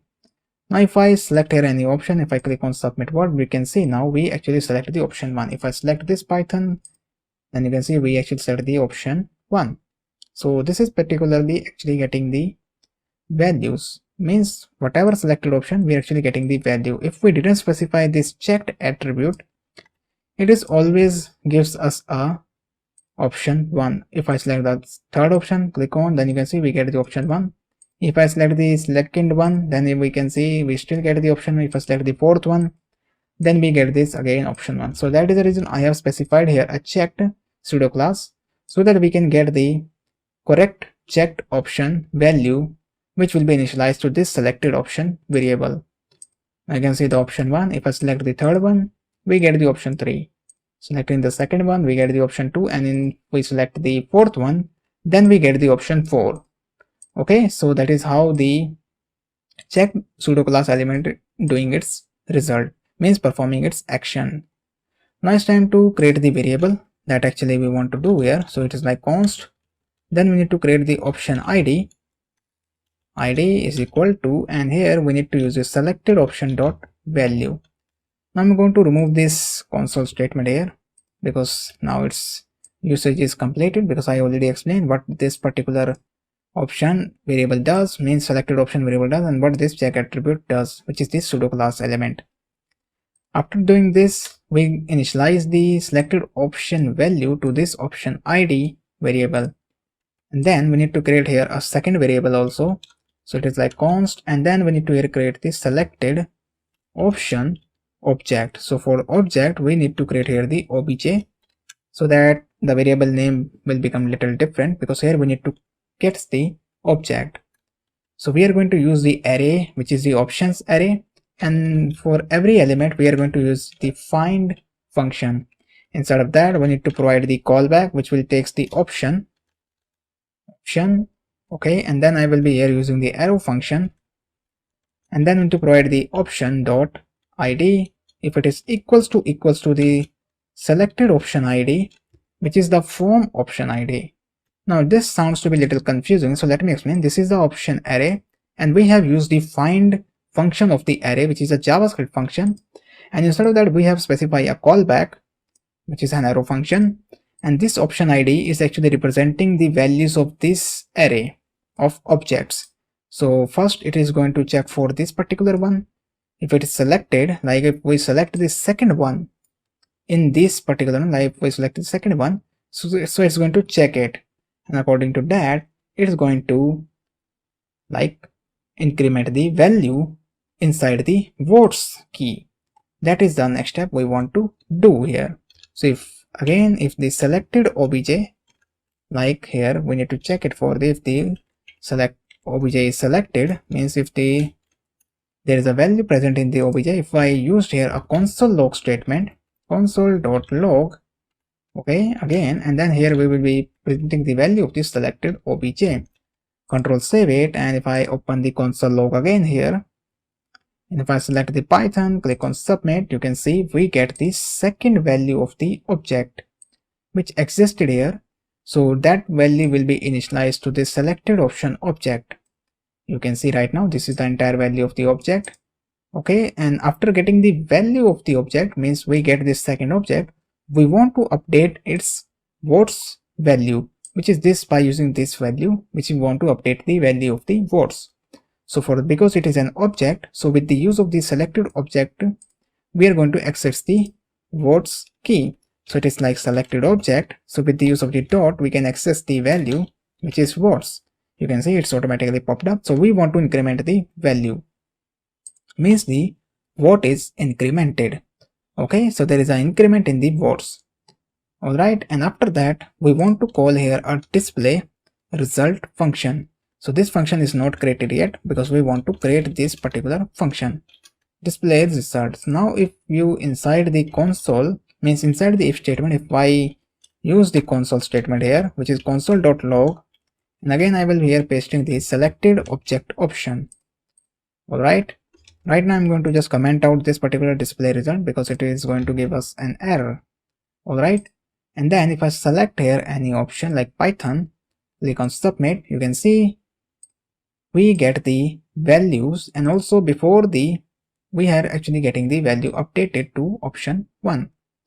Alright, now if I refer, because the entire object is updated, because object is a like mutable, so if we update the main object value, it's going to also reflect back to the actual value. Alright, that is a basic core Java principle. The third option, and if I click on submit, then you can see we get the third option, and also the value of this particular third option words is also updated. If I again click on this submit, then you can see the value of the third option is becomes 2 incremented. So actually I'm going to use here only single console statement, just commenting out this particular one, just seeing the result inside the if statement. If I select the Python, click on it, then the words value will be updated. If I click on it again, submit value, then again we get the, then we can see the values updated. So our code is working great. Now the next step is we need to actually display the results. So for that we need to create this particular display result function. So make sure you are outside of this particular submit what function. So we need to create the display result function. So here we need to create the function display result, then to start the brackets and its body. But before creating the display function code, we need to create here one more function, which is for the get total votes, because here we are going to use the concept of the reduce function of the array, means we are going to use the function called reduce. So we want to return options, which is the array.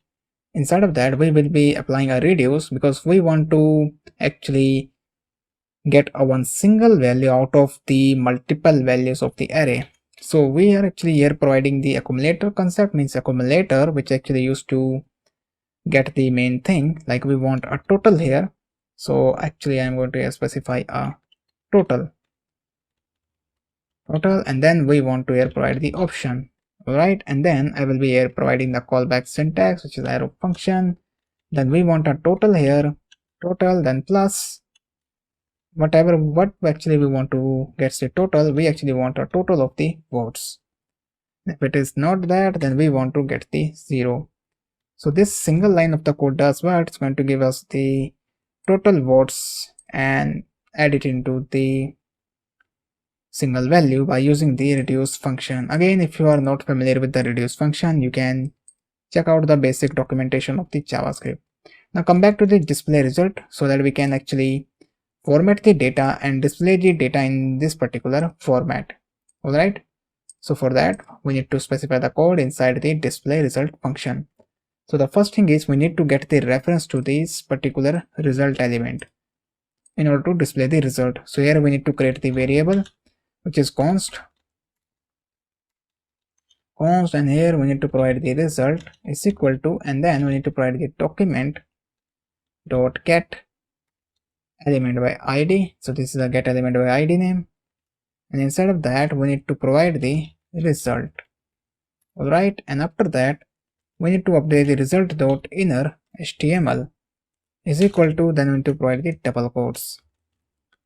Okay, so after that, once we done it, we need to use the for each to the array, because most of the time we use the for each function. Instead of that, we need to provide the callback. So again, we need to here use the round brackets, then the parameter name, which is option, then the arrow syntax, and after that we need to start the body of the arrow function. Right, then we need to terminate that, and also I'm going to remove the extra spacing here, making some room inside the for each block of the array function. Then here we need to actually first get the percentage, is equal to, and first we need to actually use the brackets. So here we need to actually create a bracket. Instead of that, we need to again create the bracket. Like here we need to start the brackets. So inside of that, I'm going to first use the option dot votes. So whatever value that is present under the option dot votes, we need to divide it with the get total votes, and then, which is a function, so we need to provide the brackets as well, and then we need to multiply this value with the 100 so that we can calculate the percentage. And then we need to use the toFixed function here so that we get the only two decimals after the end of the values. So if I click on here, so that we right now you can see we get only two zeros after the decimal, means after the point. So that is then we have used here toFixed. Okay, so coming to the our version of the application, also come back to the script.js. Here I'm going to use the logical OR operator and then specify the 0. Okay, so this is the code. So if I zoom out a little bit, then you will see the code more clearly in just only the single window of the Visual Studio Code. Alright, so this will actually calculates the percentage. Next, we need to create the another value, means another variable, which is actually the bar width. What I mean the bar width, actually this particular bar width. So this is the variable responsible for the bar width. So we need to actually check for the percentage value. If it is greater than 0, then here we are actually using the ternary operator. So we want to actually get the value of the percentage, and then we want to concatenate with the percentage symbol because we want to display the percentage. If it is 0, means if the value of the percentage is greater than 0, then we want to update the bar width. Alright, and after that, if it is not a, then we want to display the 0%. Alright, then we need to terminate that, and after that we need to create the final result. So for that we need to create another variable of the const, which is option result. Option result is equal to, then to specify document dot create element, because we want to create the element. So document dot create element, that is this one, and inside of that we need to create the element which is called division. So it's going to like division element we want to create. After creating the division, we want to update its value, which is option result dot class name, and then we need to here specify the option result. Alright, and then we need to terminate that class name, because we have specified the class name to this option result here. To this division element, we added the class name with the use of this particular line of the code. After that, we need to update the inner HTML. So dot inner HTML. So here I will be using the template string, which is a character present at the top of your tab key inside the keyboard. Alright, and then here I will be using the span element because we want to display the data, and we also want to close the span element, and then we are going to craft the message. So first I'm going to specify the class name here, which is the option text, option hyphen text, option hyphen text, and then we want to update the value, so it is like dollar curly brackets, and then we need to provide the option dot text. Okay, so whatever the option is, we actually going to update the value. So this is the option, it's going to display the text. Next I'm going to create the another division element, division. So we actually want to write the entire code because it is a division tag, then class is equals to, and then here I will be using the bar container. Alright, and then we need to close the class name, and then also we need to close the division tag, and then the main division closing tag. Press the enter key. Inside of this particular division, I want to create another division also. So angular brackets, then the class name, class is equal to, then we need to specify the bar because it is going to display the bar, and then we need to provide here a style is equal to width. Okay, and then the colon. Inside this particular width, we have to specify the colon. Okay, and then inside of that we want to display the value, so here we need to specify the dollar and curly brackets, and we want to display the value of the bar width. Then we need to terminate that because we have used here a style attribute. Okay, and after that we need to close this particular division tag. So it is like a closing tag of the division, and then we need to provide the division tag closing. Alright, so this is for the division. Then we need to create the percentage. So I'm going to copy this here, paste it here. Then we need to change the class, because the last one we actually want to display the percentage as well. So for that reason I'm actually going to use here the percentage. So it is like percentage, and then we need to actually update the value. So the value is like bar width, then we are actually getting the value of the percentage. So it is like percentage because we have already calculated it.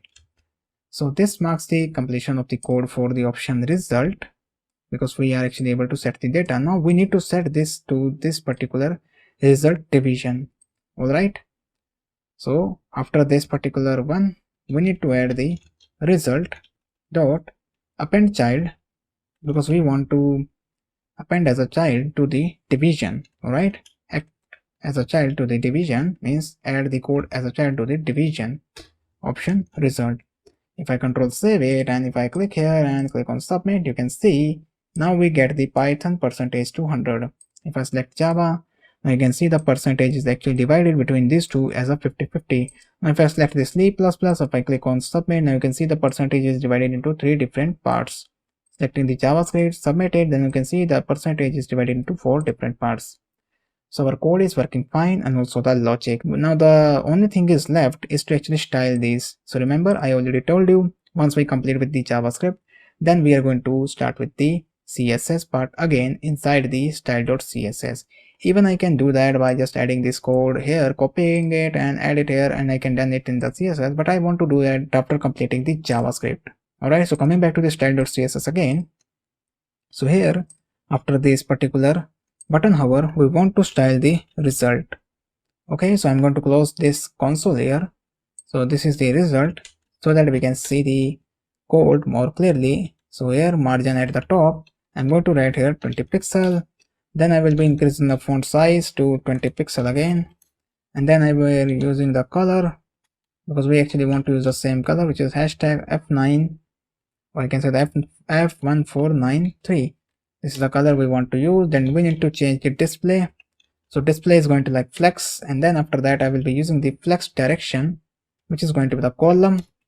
And then we need to add here align items, which is going to be the center. Control save it, and you can see the color of these elements is actually changed. Okay, and after that we need to provide the code for the option result. If I come back here, you can see this is the class name, which is the option result. I just copy this class name from here, coming back to the style.css again. So here at the bottom of the result code, I'm going to here paste the option result. Instead of that, first we need to change the display. So display is going to flex, and then we need to add the align items. It is going to center. Then we need to add here margin bottom, which is going to 10 pixel, and then we need to add the width, which is going to like 100%. If I do that, then you can see they are actually shifted to the left side of the container, which is the result. Alright, next we need to add some more code. So it is like option text. So coming back to the script tag, so it is like option text. So this is the class name. I'm going to copy this class name from here, coming back to style.css and pasting the name of the selector, which is a class selector option text. Instead of that, I will be adding the flex property to 1. Control save it. Now you can see everything is arranged in this particular order. Alright, next we need to create the bar. So for that, again coming back to script.js, so this is the class name for the bar container. Copy it, coming back to the style.css, and again pasting the name of the bar container. Instead of that, first I'm going to specify the flex property here direct, which is the flex, and I'm going to apply the flex to 3. Now you can see they are actually split in this particular 3 form. This is for the bars that we are going to display right now.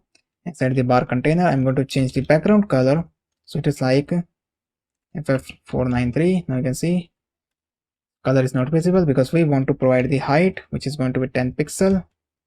You can see now these bars are appeared, and then I need to provide the margin left, because right now they are very close to the this particular right percentage values. So we actually want to provide the margin to the left side, so it is like 10 pixel. You can see now the margin is applied. Actually margin is applied, which is margin from left 10 pixel. Okay, and then we need to add the border radius property.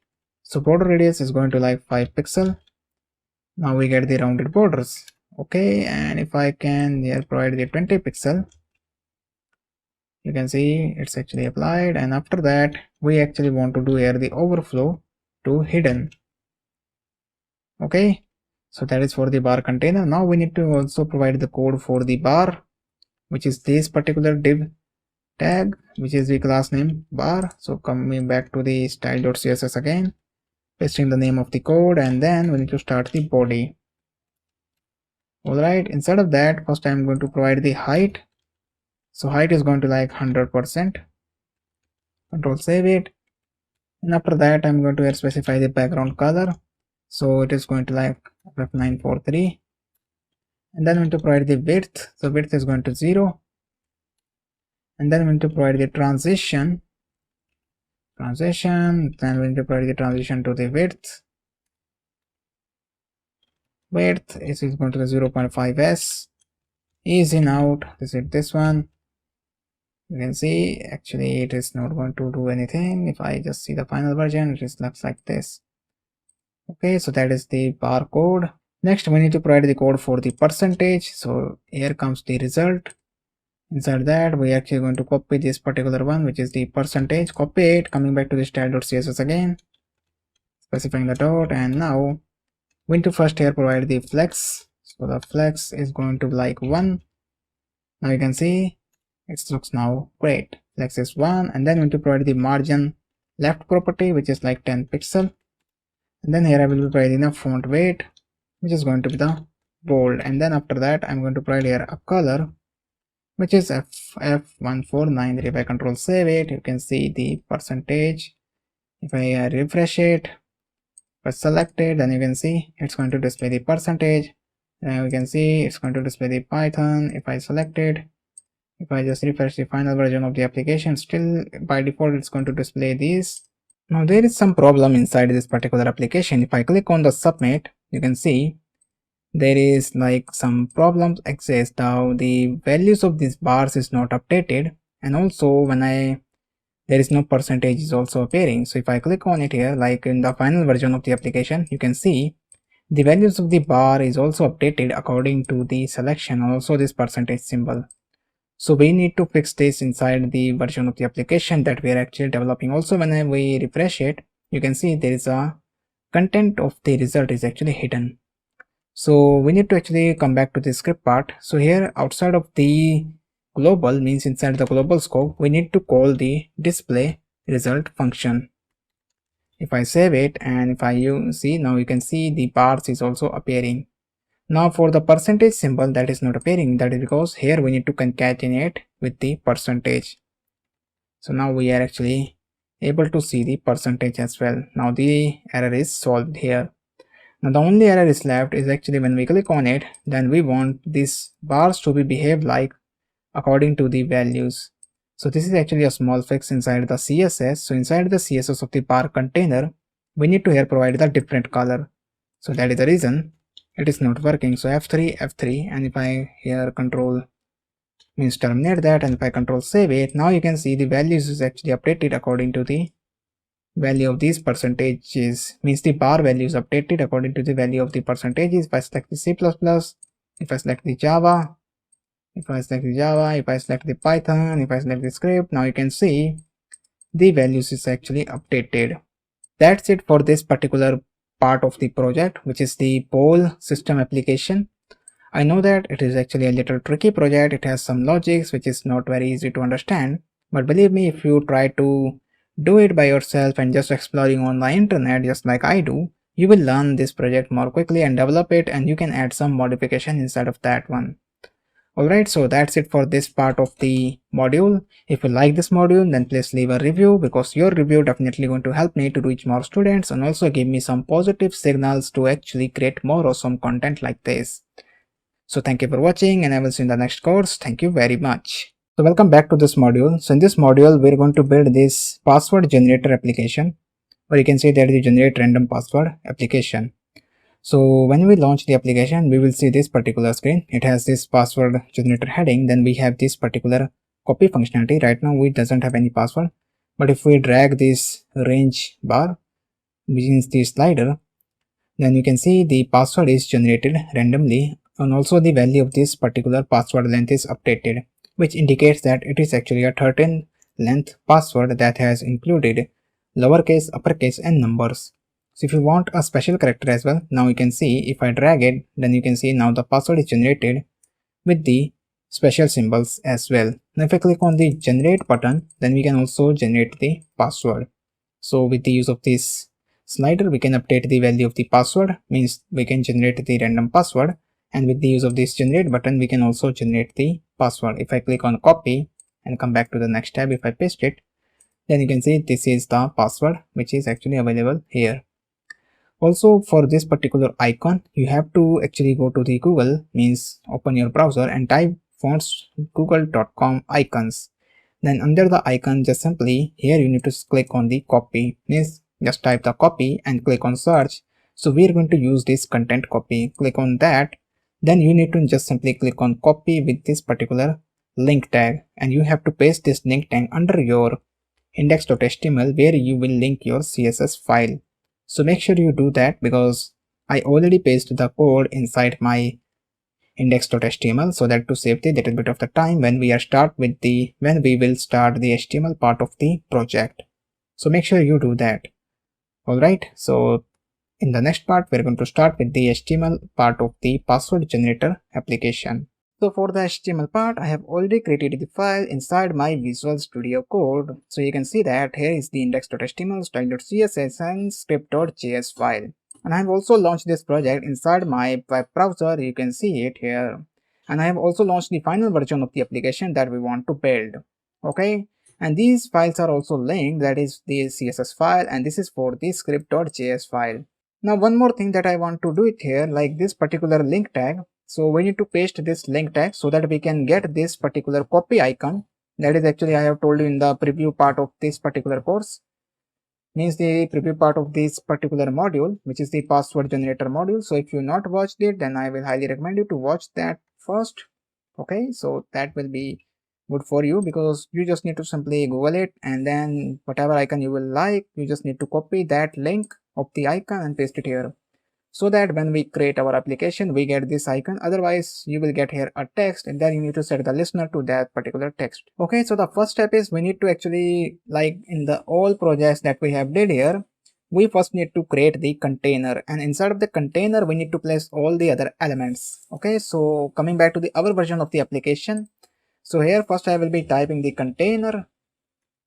Okay, so it's like container, and then inside of the container we need to place the elements. That is actually our first element, which is the heading. So it's going to be like h1 element, which is called password generator. Okay, so this is the password generator, and now the next one is we need, it's actually the input box. So we need to create here a division, then we need to place here a class attribute, and this is going to be like input box. Inside of that we need to provide the input type. So input, and then we need to define the type here text, because we want to apply all the things like special character, numbers, everything we want. So that is the reason we are going to select the input type as text. Then we need to provide the class. So the class is going to like pass box, and then we need to provide the id. So id I'm also going to provide the here pass box. Okay, and then we need to provide the input type, which is going to be the disabled. So if you didn't specify the disable, then you can enter the values inside of that, but we actually want to restrict it. So that is the reason I'm actually here apply the disabled. Alright, and then we need to provide the span element. So this is actually a span, not span, it's like span element, and inside of the span element first we need to specify the class. Then here I need to provide the class which is called material icon, and then we need to provide the id. So id, and inside of that we need to provide the copy icon. Okay, and after that we need to here specify the text content copy, or I can say that the underscore content copy. Control save it, then you can see we gets our icon. Alright, so that is for this particular part of the project, which is the input type. Now we need to actually provide this indicator as well.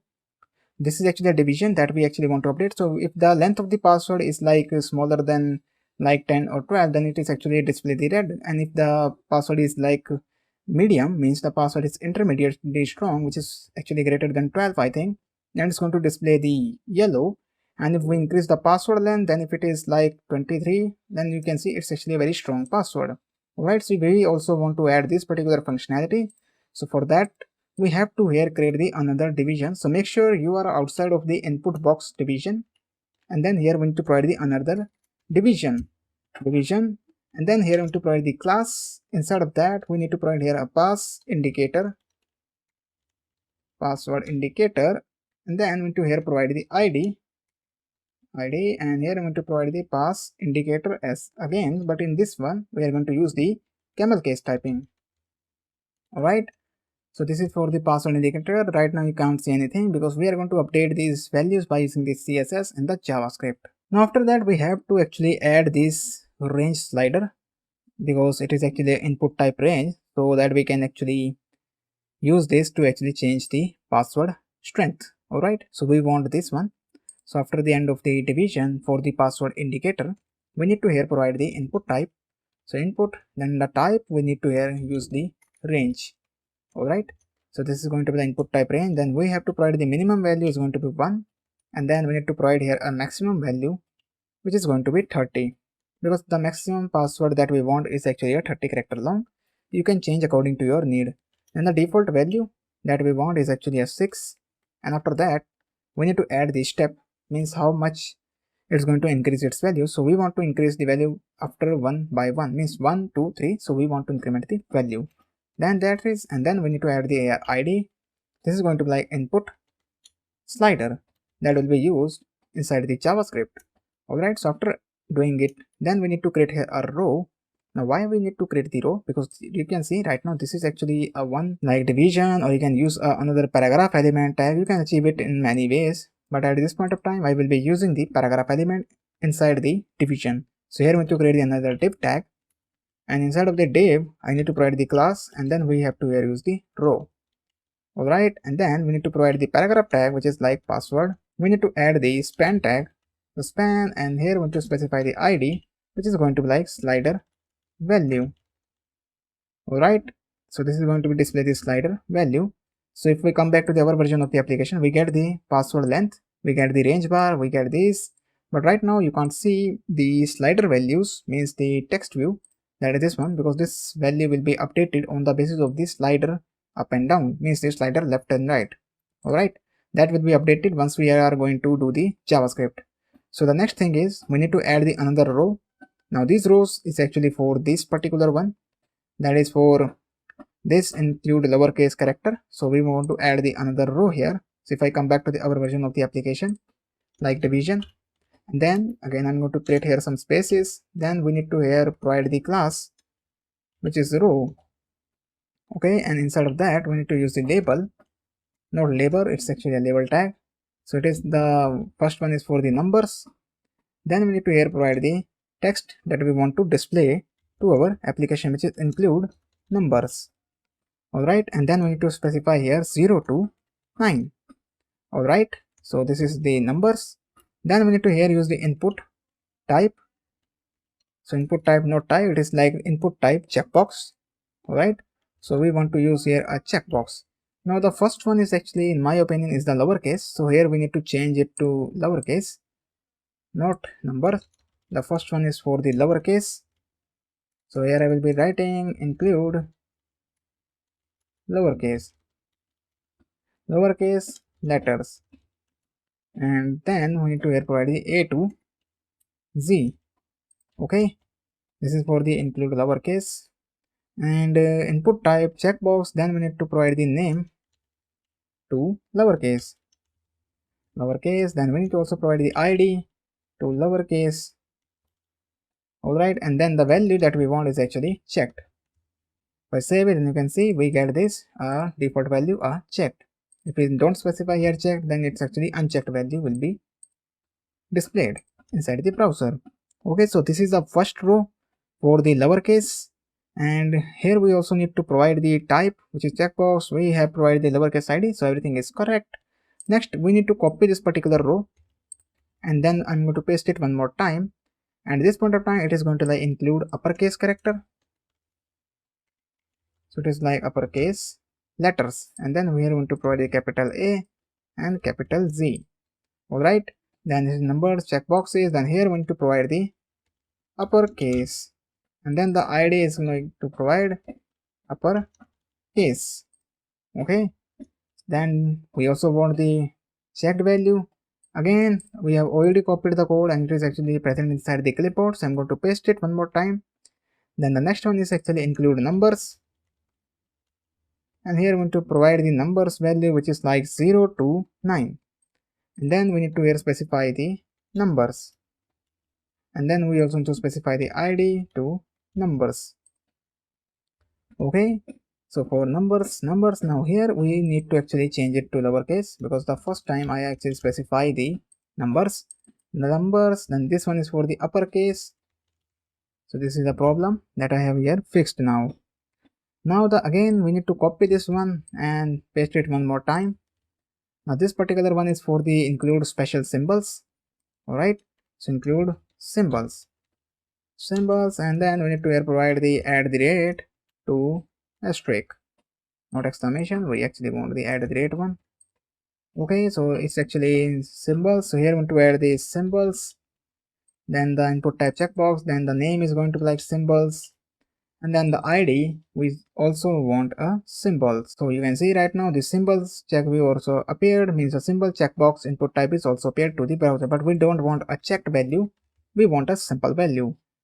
Alright, so now the basics are actually done. Next time to actually specify this particular button as well.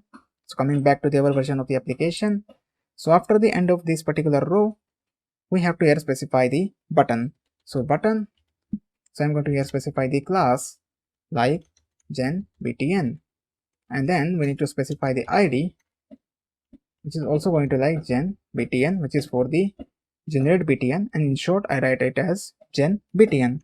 Then here we need to call the generate, and if I control save it, you can see we get the generate password button as well. Alright, so that marks the completion of the code for the entire HTML part for this password generator application. So from the next part we're going to start with the CSS part for this password generator application, or you can say that the generate random password application. So now it's time to start with the CSS part for this password generator application. So for that we need to use the style.css file. Inside of the style.css, first I'm going to select the universal selector. Inside of the universal selector I'm going to set the margin to 0, then padding to 0 as well, and after that we need to use the box sizing to border box, and then I need to here use the font family.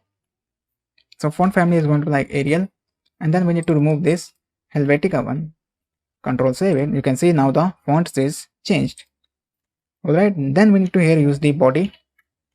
So body and display is going to be like flex, and then we need to here use the justify content, is going to be like center. Then align items is going to be center. Align items is going to be the center of the screen, and then we need to here provide the min height. Min height is going to like 100 vh, and after that we need to provide the background. So background, here we need to use the linear gradient. So background, then we need to use the linear gradient function, so to right. So here we need to use the hash symbol 4EF54C8. so this will be the hash symbol, and then you need to specify the comma, and then again we need to provide the hash symbol 8F94FB. Alright, so this is the color that we are going to use for the background. Then we need to provide the code for the container, and inside of the container, not a container, it's actually a container. Alright, inside of the container I'm going to provide the max width.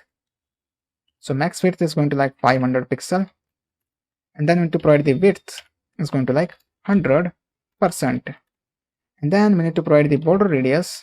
Border radius is going to be like 5 pixel, and then we need to provide the padding. So padding is going to be like 40 pixel, and then going to provide here a 30 pixel. And after that, going to provide the background color is going to be like hashtag, means hash symbol 6 times F, which is a white color. Alright. And then we need to provide here a box shadow, which is like 2 pixel, and the blurriness is going to like 10 pixel. And then we need to provide the RGB, which is 0, 0, 0, and then the alpha value is going to 0.1. You can see there is some box. You can see there is now a box shadow is applied to the container. After that, under the container, we need to select the H1. So container H1. And then here we need to specify the font weight. Font weight is going to like bold. And then here we need to provide the margin bottom. So margin bottom is going to like 36 pixel. And then we are going to provide the text align property, which is going to like center. And then we need to use here a color. The color is going to have symbol 33. And if I control save it, you can see now the color is changed. Alright, and then we need to provide the text decoration to underline. Okay, so now that's done with the H1 element. It's time to specify the code for the input box. So for that, we need to select the input box. So input box, that is the element. If we see it here, this is the input box. I think this is the division element. So we are going to provide the style code for this input box. So first we need to provide the position to relative, and after that we need to provide the margin bottom. Margin bottom is going to like 5 pixel. You can see the input box, the code is applied to the input box. Then we need to provide here the code for the input box under the span tag. Input box span tag, and here we need to first provide the position to absolute, and then we need to provide the top, because now we have applied the position properties. So now we can use the top and right properties. So right is going to like 12 pixel. You can see now the copy button is actually moved, which is a copy icon. On click of that, we are going to add the copy functionality. Okay, so now we need to use the transform. So translate y, and instead of that, I'm going to specify the minus 50%. You can see it's moved a slightly top. And then we need to provide the color, not columns, it's actually a color, and then hash symbol 3 times 3. And then we need to provide the font size. So font size is going to like 20 pixel. And then we need to provide the cursor pointer. Alright, that is for the input span, means input box span. Next, we need to provide the code for the pass box. Pass box, then to start its block of the code. So width is going to like 100%. You can see the width is applied to the pass box, which is the input type in which the password will be displayed. Then to provide the height to 40 pixel. And after that, we need to provide the padding to 8 pixel. And then we need to provide the border. Border is going to be like none. And then to provide the border radius is to like 4 pixel. And after that, we need to provide the font size is to 16 pixel. And then to provide the font weight is like 700. Alright, and then we need to provide the background color like hashtag F2, F2, F2, F2, and F2. It's like hashtag F2 and F2. Alright, F2, F2, F2, and then we need to provide the color, not columns, just like color. And then we provide the 3 times 3, and then the last we need to provide the outline, which is going to be none. Okay, so that is all for the input element is styled properly. Next, we need to provide the style code for this row. Alright, so we are selecting here a dot row. Okay, inside of the row, we need to provide the code which is display is going to like flex. Okay, and then we need to provide the justify content space between. And after that, we need to provide the margin bottom, which is going to like 15 pixel. And then margin top, which is going to like 15 pixel. You can see now the style is applied to all the rows. Now inside of the row, we need to select the paragraph element. And then we also need to select the row, and then we need to select the label. So this is going to share the same code. So the flex basis is going to like 60%, not 60 pixels, it's like 60% flex basis. Then font size is going to be like 16 pixel. Then font weight is going to like 500, and then to provide the color, it's like has symbol 3 times 0. Okay, now the code you can see right now the things are applied to the row label. It's time to apply the font weight property to the row paragraph element. So the font weight, here we need to provide the 700. You can see the font weight is actually increased here, and then we need to provide the value to this row input, which is our input, and then to use the array brackets. Then the type, not an type, is actually a type, equals to like our checkbox. Then we need to start the block of the code. Then here we need to provide the margin right, which is going to like 8 pixel. Okay, that is for the input type checkbox. You can now see the style is applied. Then we need to provide the code for the generate button, which is like gen btn. So here first we need to add the width. Width is going to like 100%. Alright, so I think the code is not applied to the generate button. If I come back to here, class is generate get button, so it's actually like get button. We need to here provide the gen button, which is for the generate button. That is the reason the style is not applied. If I control save it, now you can see the width 100% is applied. Okay, and after that we need to here provide the padding. So padding is going to like 12 pixel, and from left and right it is going to like 0 pixel. From top and bottom it is applied. Next we need to add the border property to none, and then we need to add here the border radius. So border radius is going to like 4 pixel, and after that we need to provide the font size. So font size is going to like 16 pixel, and then we need to provide the font weight. Font weight is going to be like bold. If I save it, you can see now the style code of the button is changed, means the style of the button is changed a little bit. Then we need to change the font color to like white, and then we need to provide the background color, which is like has symbol 3162 CB. So this is the color code applied to the button, and then we need to provide the cursor pointer, and after that we need to provide the margin top to 30 pixel. Okay, now you can see the style of these are actually like same, just like the final version. Alright, button style is changed. Then we need to also apply the hover effect to the generate button, like hover. Then to provide the background color, which is hash symbol 1D1E20. Save it, and you can see when I hover it, then the color of the generate button changes to black. Okay, now we need to specify the code for this style. Now we need to specify the code for the slider. Okay, so here first I'm going to select the input type. So input type, we need to actually select there the array brackets. Then we need to here type the type is equal to, and here we need to check for the range input type. The first thing is we need to apply the width. So width is going to like 100%. You can see the style for the range is changed, and then we need to provide the margin. So margin top is going to be like 10 pixel. There's a margin top is applied.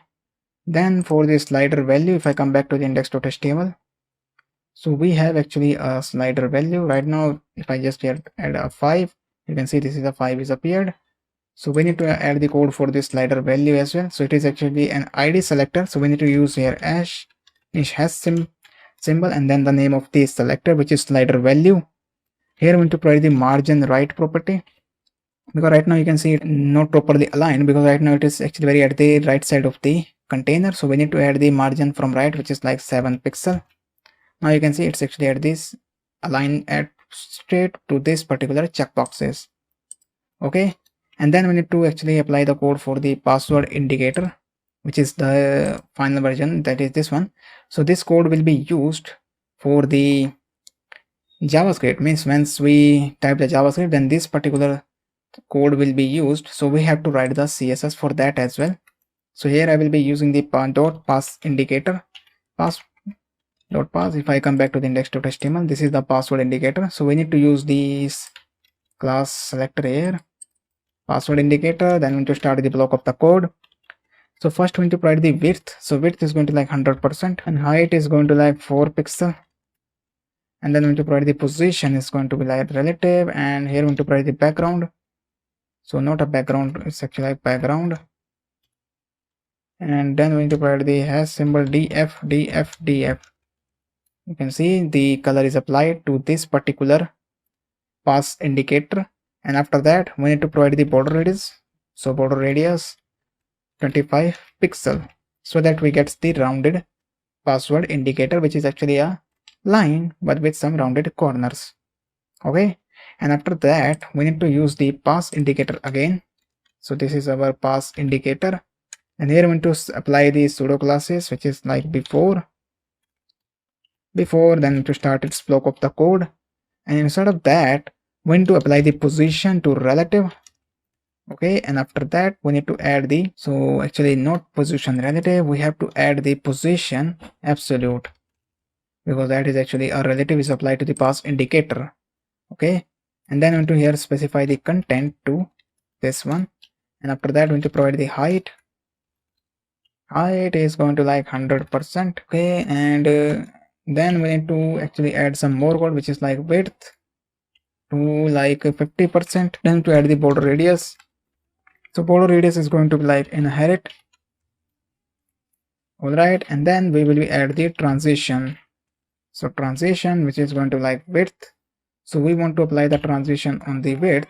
That is the reason we have specified here width, which is going to 0.3s, and then we need to here provide the ease.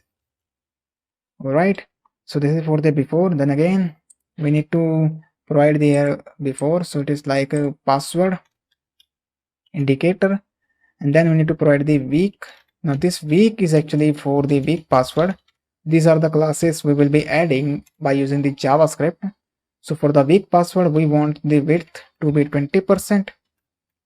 Okay, and for the background color we want a yellow color or maybe a red one, so it's the E64A4A. so this is a red color for the weak password. Then similarly we need to create the style code for the medium, so it is like weak password, medium password. Then for the width is going to be like 50%, and then the color we want to use, which is F1C80B.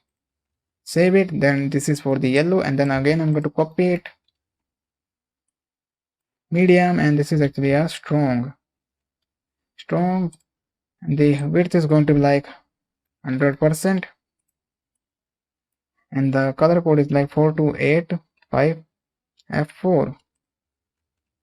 Okay, so whenever we change the value of the password indicator, this value will be updated, and also the value of the input type is also updated, which is the input box, and also the value of these indicators will be updated. So these will be the CSS used inside the JavaScript dynamically. So I have already written the CSS just to save the time once we start with the JavaScript. Okay, so that's it for this particular part of the password generator application. In the next part, we're going to start with the JavaScript. So now it's time to start with the JavaScript part for the password generator application. So for that, we need to use the script.js file, and this file is already linked with the index.html by using this particular script tag. So make sure you attach your script file by using this particular script tag, which is script src script.js, where this particular file is also present in the same directory where the index.html is present. All right, so after linking the script file, or you can say that attaching the script file, we need to first come to this script file. Here we need to fetch the IDs of all of these four checkboxes, this input type, this slider value, this indicator, and also we need to fetch the value of this password length, which we actually, this is the slider value. So we need to also get the ID of this slider value. Here I have actually removed the value. The reason for that, because we are going to update this particular value dynamically by using the JavaScript code. Okay, so coming back to the script.js, so here first we need to create bunch of variables. So first I'm going to here use the const, and the first variable that we need to create is the input slider value variable. It is going to be equal to document.get element because we have specified the id. So here I will be using the get element by id. Then we need to provide the input slider.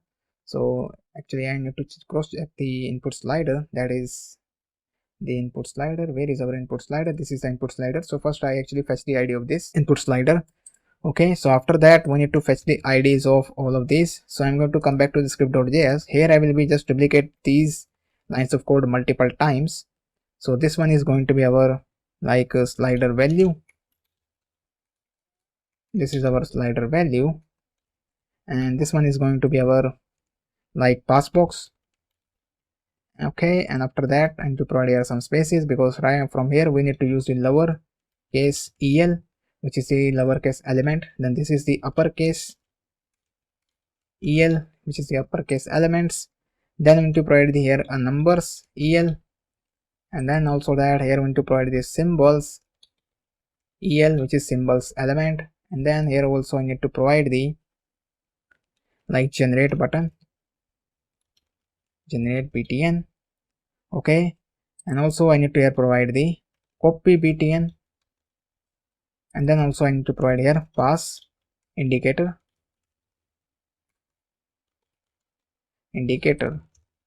Okay, so these are all the variables we need. So after the symbols, these all variables are required for the proper working of this particular application. Now it's time to specify the id. Also you can see here inside the include numbers there is also a letters text appearing, but I actually remove it because that is not required, because there is no such a meaning will be appeared by using the include numbers letters, because include numbers is meaningful. So that is the reason I have removed the letters from the here, which is very simple. Just you need to remove the HTML part. Letters I have actually removed from the here, means the letters word. Okay, so it's time to provide the id. So first we need to get the id of the slider value. So this is our slider value. Where is this? Is the slider value, which is the span element. So here we need to paste the id of the slider value, and then the third variable is the pass box, which is actually the input type pass box. So this is the id pass box. We need to copy it and paste it here, and then lowercase el. So coming back to here, this is the lowercase, so we need to just simply copy it and paste it here. Then here we need to simply copy it and paste it here, which is the uppercase. Then here come back and paste, copy the numbers, and again here come back and paste it.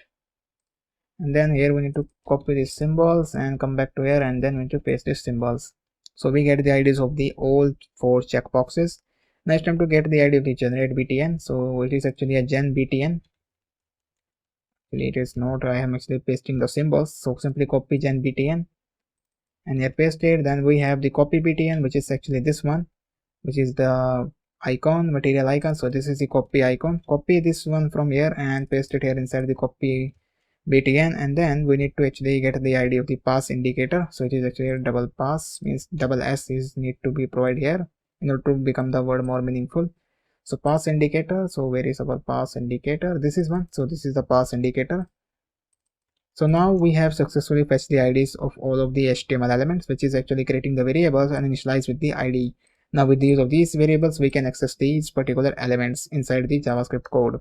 Okay, so the first thing is we need to actually update the value of the slider value. So slider, we have already created the value, so we need to update its text content is equal to, then we need to actually update the input slider dot value. So according to the value of the input slider, we need to update the value. Okay, and after that we need to set the listener, which is input slider dot add event listener. So add event listener, inside of that we need to provide the input, and then to provide here a comma and then the arrow function, and inside of that we need to provide the slider value dot text content. So we need to update the text content to the slider value. So input slider dot value. Okay, so if the slider, now you can see according to the default value of the slider, it is actually changing the value. So if you actually comment out this particular line of the code, it is not going to display the value. So that is the reason we also specify the slider dot value, means slider value dot txt at the global scope as well, so that whenever the default value, so you can see this is the value. So if we actually increase here 16, then it is going to display here a 16. but right now we want to display a minimum value of like 5 or 6 or whatever you want to display here, like 3 is totally up to you. So we have actually called it here so that it actually show a default value of the slider. Okay, so after doing the slider value.txt, here we need to create the function which is called generate password, which is the function responsible for generating the password randomly, and that will be displayed to the inside this particular input box. Then we need to create this function, so generate password, and then we need to start its body. Inside of this generate password, first we need to here create the variable which is const, and then we want to provide the length, the name of the variable. First we need to calculate the length. So according to the value of the input slider, we need to calculate the length of the password. So input slider dot value. So according to the value of this particular input slider, we want to calculate the length of the password, because if the value of the input slider is 17, 18, 19, so this will be the length. This value will be initialized to this particular length variable. And after that we need to create some like variables, because right now I'm actually here using the characters, means the let keyword, and I'm going to name the variable as characters is equal to, and I'm going to initialize it with the empty string. And then we need to here use the let password, which is the main password variable that will be used to hold the value of the password. Now I'm actually here using the let keyword because the values of these two variables will be updated multiple times. So that is the reason, because with the use of the const, whenever we create a const type variable, means a constant, then we need to initialize it with the value. We cannot leave the constant a blank value, or we cannot reinitialize the constant values, means the constant variables, if you just come to the just only talking about the variable phases. But with the use of the let, whenever we create a variable, we can actually initialize it to multiple times. Now after that we need to initialize this characters variable. So here we need to use the characters plus, and then we need to also add the value plus we need to initialize it. So here we'll be using this particular short syntaxing. So it is like lowercase el dot checked. So I'm actually using this approach to actually reduce the code, which is like ternary operator thing. Okay, so checked, if it is checked, then we want to actually initialize the lowercase character. So whatever lowercase character variable we have, so we need to create the lowercase characters, or I can say the lowercase letters. So right now this lowercase variable is not created, so we need to create this variable, and we need to initialize it with some default values, which is the alphabets of the ABCD. So right now if I just open my text file, because I have created all these already, these are the 4 variables we need. So let me first create these 4 variables first, explaining to you. So here we need to create some constant variables, that is lowercase letters is equal to, and then we need to create here const uppercase letters, and then we need to here create the const numbers. Okay, and then we need to create the const symbols. So these are the 4 variables are required. These values of these will be initialized on the basis of these characters, means the values of all of these 4 variables will be initialized to this character variable according to the value of these checked checkboxes, means according to the value of these checked input types. Okay, so I have already initialized these variables. You can see right now this is the 4 variables. So I'm going to copy it, and also we have this link tag that I already pasted inside the CSS part of the password generator application. So if I come back to here and just simply I'm going to replace this code with the copied one that I have copied from my text file. So make sure you just simply pause the video and type it. It is just a repeated task. I just simply copy and paste this particular part of the project, and you will also get the source code in the final resource section of the course. Alright, so now you can see here this is actually just a variable of 26, which is small letters. This is capital letters, 26 alphabets we have initialized to the uppercase letter variable. Then we want a number, so we are actually added this all 10 digits of the number. Then the symbols, so we have plenty of symbols if you want to include. If you want to remove some of the symbols that you don't want to include in your password, like the @ and the $sign, which is basically used for currency, and this is actually used for the email ID, so you can just simply remove it if you want. So I'm just going to use all of these special symbols because I want to include all of these special symbols to my password. After doing this, now we don't get any error because we have specified this lowercase letter here. Similarly, we need to create the code for the numbers, and also for the uppercase and also for the symbols. So here we need to update the value like uppercase, so it is like uppercase EL. Then here we need to update it with the numbers EL, and then here we need to update it with the symbols EL, which is the elements for the short. Then we are going to apply the uppercase letters, then this is for the numbers, and this is for the symbols. Alright, so now we have done with the initialization of this particular character variable. Now we need to use this length variable and also this password to create the password randomly. So for that we need to use the for loop, because I am going to done it with the use of the for loop, so that it will become more easy for a beginner to understand, or even if you are an advanced developer, then you can use a different loop if you want. So here first we need to create the let variable, which is a counter variable. Yes, with the use of let we are actually creating the counter for the variable, which is I equals equal to 0. So here I actually made a typos, I is equal to 0. Alright, and then we need to actually provide here a condition. So according to the length of the condition, we want to loop through the particular array, because it will be treated as an array, because right now this will be like a continuous string, so it is actually like an array. If we add all of these, if you console log it, the characters, whenever we click it, then you will know what it will be treated. It will going to join all of these characters into one single variable. Okay, you can console log it for your debugging purpose. I'm just only going to explain the code here. Okay, so then we need to increment the counter variable value. Now here inside of the password, which is the variable that we have declared inside the generate password function, we need to add the another short syntaxing approach, which is the short syntax technique, to actually plus and also initialize the value to the password again. Then here with the use of the characters, so it is like our characters function. So this is the characters, which is a initialized variable which will be initialized to all of these whenever we checked. So if it is checked, then we are going to initialize. If it is unchecked, then we are going to initialize the empty values. All right, so characters dot char add functions. So here we have used the char add function. It is very simple to understand, because char add function does what? It's going to return a specific characters, or you can say that it is used to retrieve a character at a specified index within a string. The index is actually provided with an argument. So like if I want to explain more, like at this point of time, it is going to like just take this example like case letter. Just I'm going to explain it. So take this as an example like this one. Here you can see this 26 alphabet treated as a string. So if you specify here an index value like KLM like 8, so on that 8 index it's going to return a value. Or if I say that if we specify index 3, so 0 1 2 3, so it's going to return a D. So character function is very simple. It is not very hard to learn. It is just simply whatever argument we passed it here, means whatever argument we passed it here, it's going to return a string. Okay, but we want to get the string randomly, so for that we need to use here a random function. So we are going to use here math dot random, and we need to multiply this random value to like characters dot length.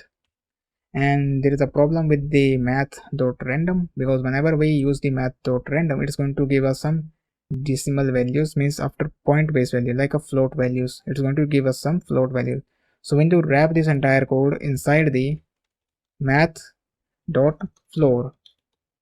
All right, so math dot floor, you can even simply console log the all statements if you want to do that. If you want to check it, just simply remove this math dot floor and just to try to print the value of this password inside the for loop by using the console dot log statement, which is the best practice for you to actually learn the code quickly, because the more you practice, the more you will learn.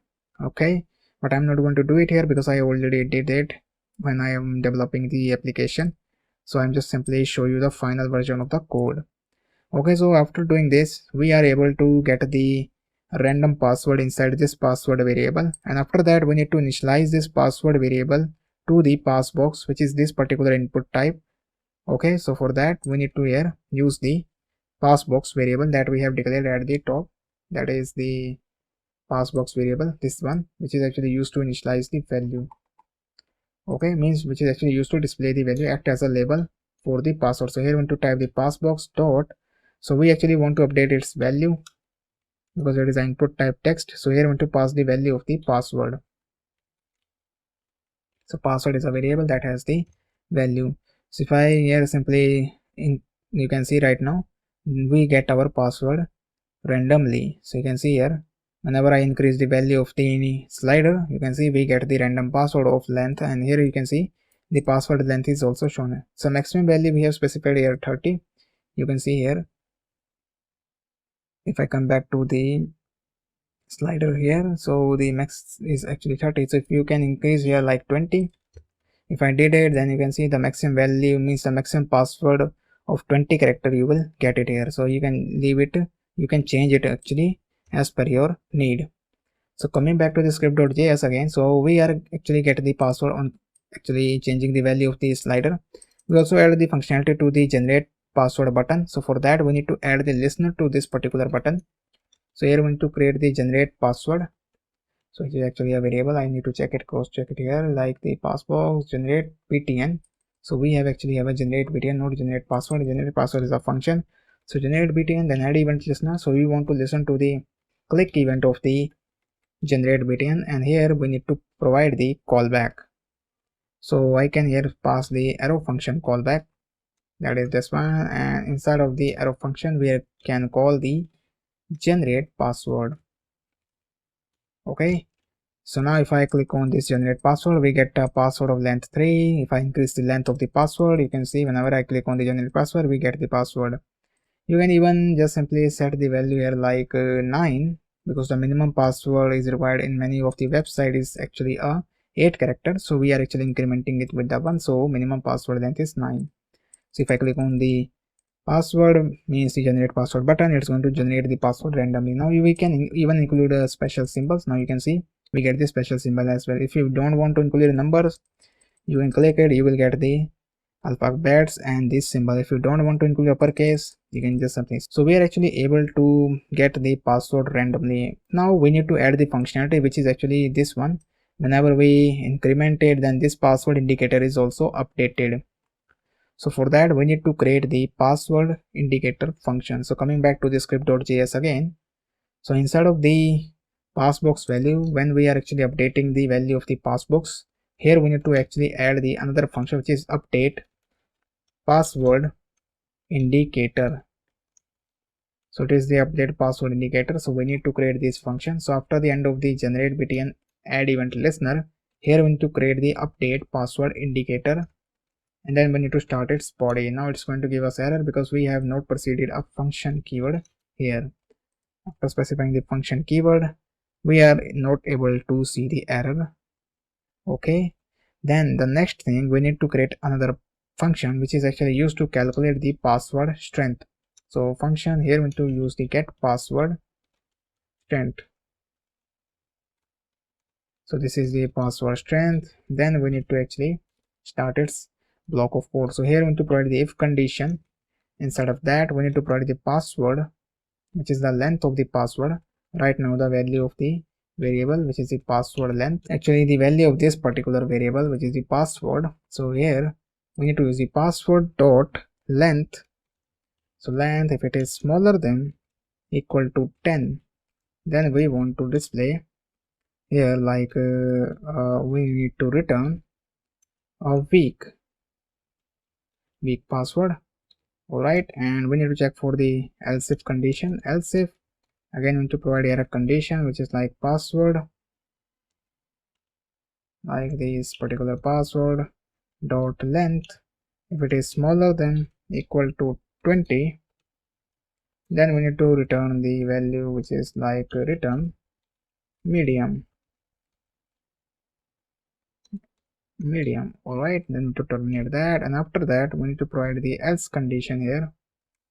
Else, inside of that we need to return, here we need to provide the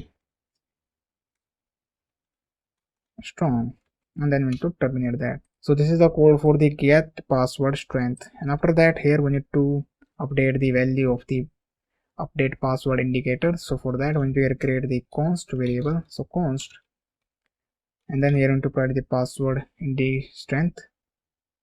So actually I have to create the variable which is password strength, or I can just simply type the whole password strength. password strength. We need to initialize it with the value of the get password strength, and then we need to here pass the value. So passbox dot value. So according to the value of the passbox, we need to suppose here we get the value of the passbox is like 9. So the value 9 will be come back to here. So 9 is smaller than 3. So the password is actually weak. Now here the value is actually like, if I just increase the value here, like, so why it is not working? Actually, this is the final version. This is our version of the application. So if I increase the value like 20, I can say that the 15. So now the value of this particular 15 will be come back to here. So 15 is smaller than equal to 10, which is incorrect. Then it will come back to the else part, which is the else if block. Then 15 is smaller than equal to 20, which is true. So now the password is medium. So according to these values, we want to update the color as well. Alright. So we need to actually update the password indicator. So for that we need to actually use these CSS, like these password indicator CSS. Alright, so come back to the script.js. So after getting the password strength, then here we need to provide the pass indicator, which is the variable we have created at the top, which is this one, pass indicator variable, which is the 9th variable. Pass indicator dot, we need to specify here a class name. So class name, and then it is going to be equal to pass indicator. So this is actually the name of the CSS. If I come back to the CSS, so this is actually the name of the CSS. So pass indicator, and this will be the static code because it will be same for all of these three, which is the, if you see the name of the CSS like pass indicator, and pass indicator, these three is actually same. So that is the reason we have provided the pass indicator inside the double quotes. And then we need to provide here a value, means we need to add it with the password strength. Alright, so we are actually getting these value like password strength, the value that we are actually get with the use of this particular function. So if the value is 15, then we get the medium. So it will become a pass indicator medium, which is actually a CSS for this one, medium password CSS. So it will be treated like this. So this CSS will be used. The default one is this, and the CSS will be used. So okay, so this is update password indicator. If I control save it, then you can see right now the color is not changed. Okay, so now the reason that the color is actually not changing in the our version of the application, like in the final version it is updating the password indicator. The reason for that, here inside the, like where actually I am calling the get password strength, like this one, you can see the get password strength. So here instead of that I have actually using the passbox value, means passing the argument, but I inside the definition of the function I didn't receive the argument. So that is the reason, because it is actually unable to access this particular password. So we need to create this argument here. If I control save it, and if I now change, now you can see still not working. So if I see, and if I like press the F12 key to see the problem here, like if I use here right now, you can see it is not working. It's giving me the issues. Also I need to change the spelling, that is not correct, which is very strong. Right now it is not changing the color. When I just do that, it's actually disappear. So after changing the variable, it is actually still not working. So I think the reason for that, to actually debug it, I need to use here console log, means I need to check whether we are actually able to get the password strength value, because the main thing we need to actually fetch the password strength, means we are actually able to get the password strength. We need to print the value, and then we also need to print the class name, because this is the class name actually responsible for updating this particular CSS code. Alright, so here I need to use the console statement. So console.log, so this will be used, and here I need to pass the password strength. Okay, and then again I need to provide another console log here, console.log, and instead of that I will be passing the whole password indicator dot class name, and if I here save it, and now if I just come back to here, click on generate, or even if I can do so now. Right now you can see the values are actually printed here, like medium, weak, and now we are also getting the strong one also. And this is here right now you can see pass indicator strong, so there is no such space between these. So right now we are facing this issue here. This is because the pass indicator and then there is a concatenation, so there should be a space, otherwise this is actually not going to work in JavaScript. So we need to actually provide here a space. Like if I provide here a space, if I control save it, now you can see we are able to see the password indicator as well. So our problem is actually fixed by just providing here a one single space. So now the problem is fixed. Okay, and right now you can see when I just simply refresh the web page, if I just close this console right now, you can see it's actually having this blank line, which is a grayish line. But in the final version, if I just simply refresh it, you will see there is a red line, which is actually indicating that the password is not added, or you can say that the password is very vague, because right now it is actually a blank. So to achieve this behavior, we have to write here a code like we need to actually listen to the window listener. So here we need to add the window dot, and then we need to add the add event listener, and here we need to listen to the DOM content load, and here we need to pass the callback, and I'm going to here use the arrow function. Inside of that I will be passing the update password indicator. Okay, so now you can see we are getting these value. If I control save, means in the our version of the application, you can see we are getting this value. Okay, so now we are actually able to get this red indicator indicating that there is no such default password is present, or you can say that the password is very weak. Okay, so now the final functionality that is left for this particular application is the copy functionality. Right now in the final version, if I click on copy, then we will able to copy the data. Okay, and if I paste it in the version, then you can see this particular text is pasted, which is the random password. So to achieve that, we need to create the listener to the button, which is the copy btn. So this is a copy btn. Okay, so we need to add the listener to this copy btn. Okay, so let's start doing it by adding the listener to this copy btn. So coming back to the end of the code, so here we want to add the copy btn, add event listener. So we want to listen to the click listener of the copy btn, and instead of that I'm going to pass the arrow function and to start the body of the function, and here we need to add the if inside the block like passbox dot value, passbox dot value sign of exclamation is not equal to this particular value, or we need to use the logical or greater than passbox value dot length. If it is greater than equals to 1, then we want to copy the value of the input box. Okay, that is where the random password will be present. So we need to use the navigator dot clipboard, and we need to use the write text. Instead of that, we need to write the value of the passbox. Okay, then we need to update the copy btn inner text to like check. Okay, control save it, and then we also need to add after that. If I just copy it here, and if I just create here some random paths, if I click on copy, now the content is copied.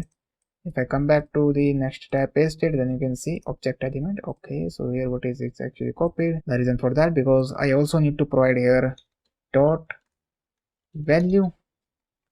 Okay, control save it, coming to the our version of the application again, increase the password length, copy it, and coming back to the new version here again to I just want to paste it.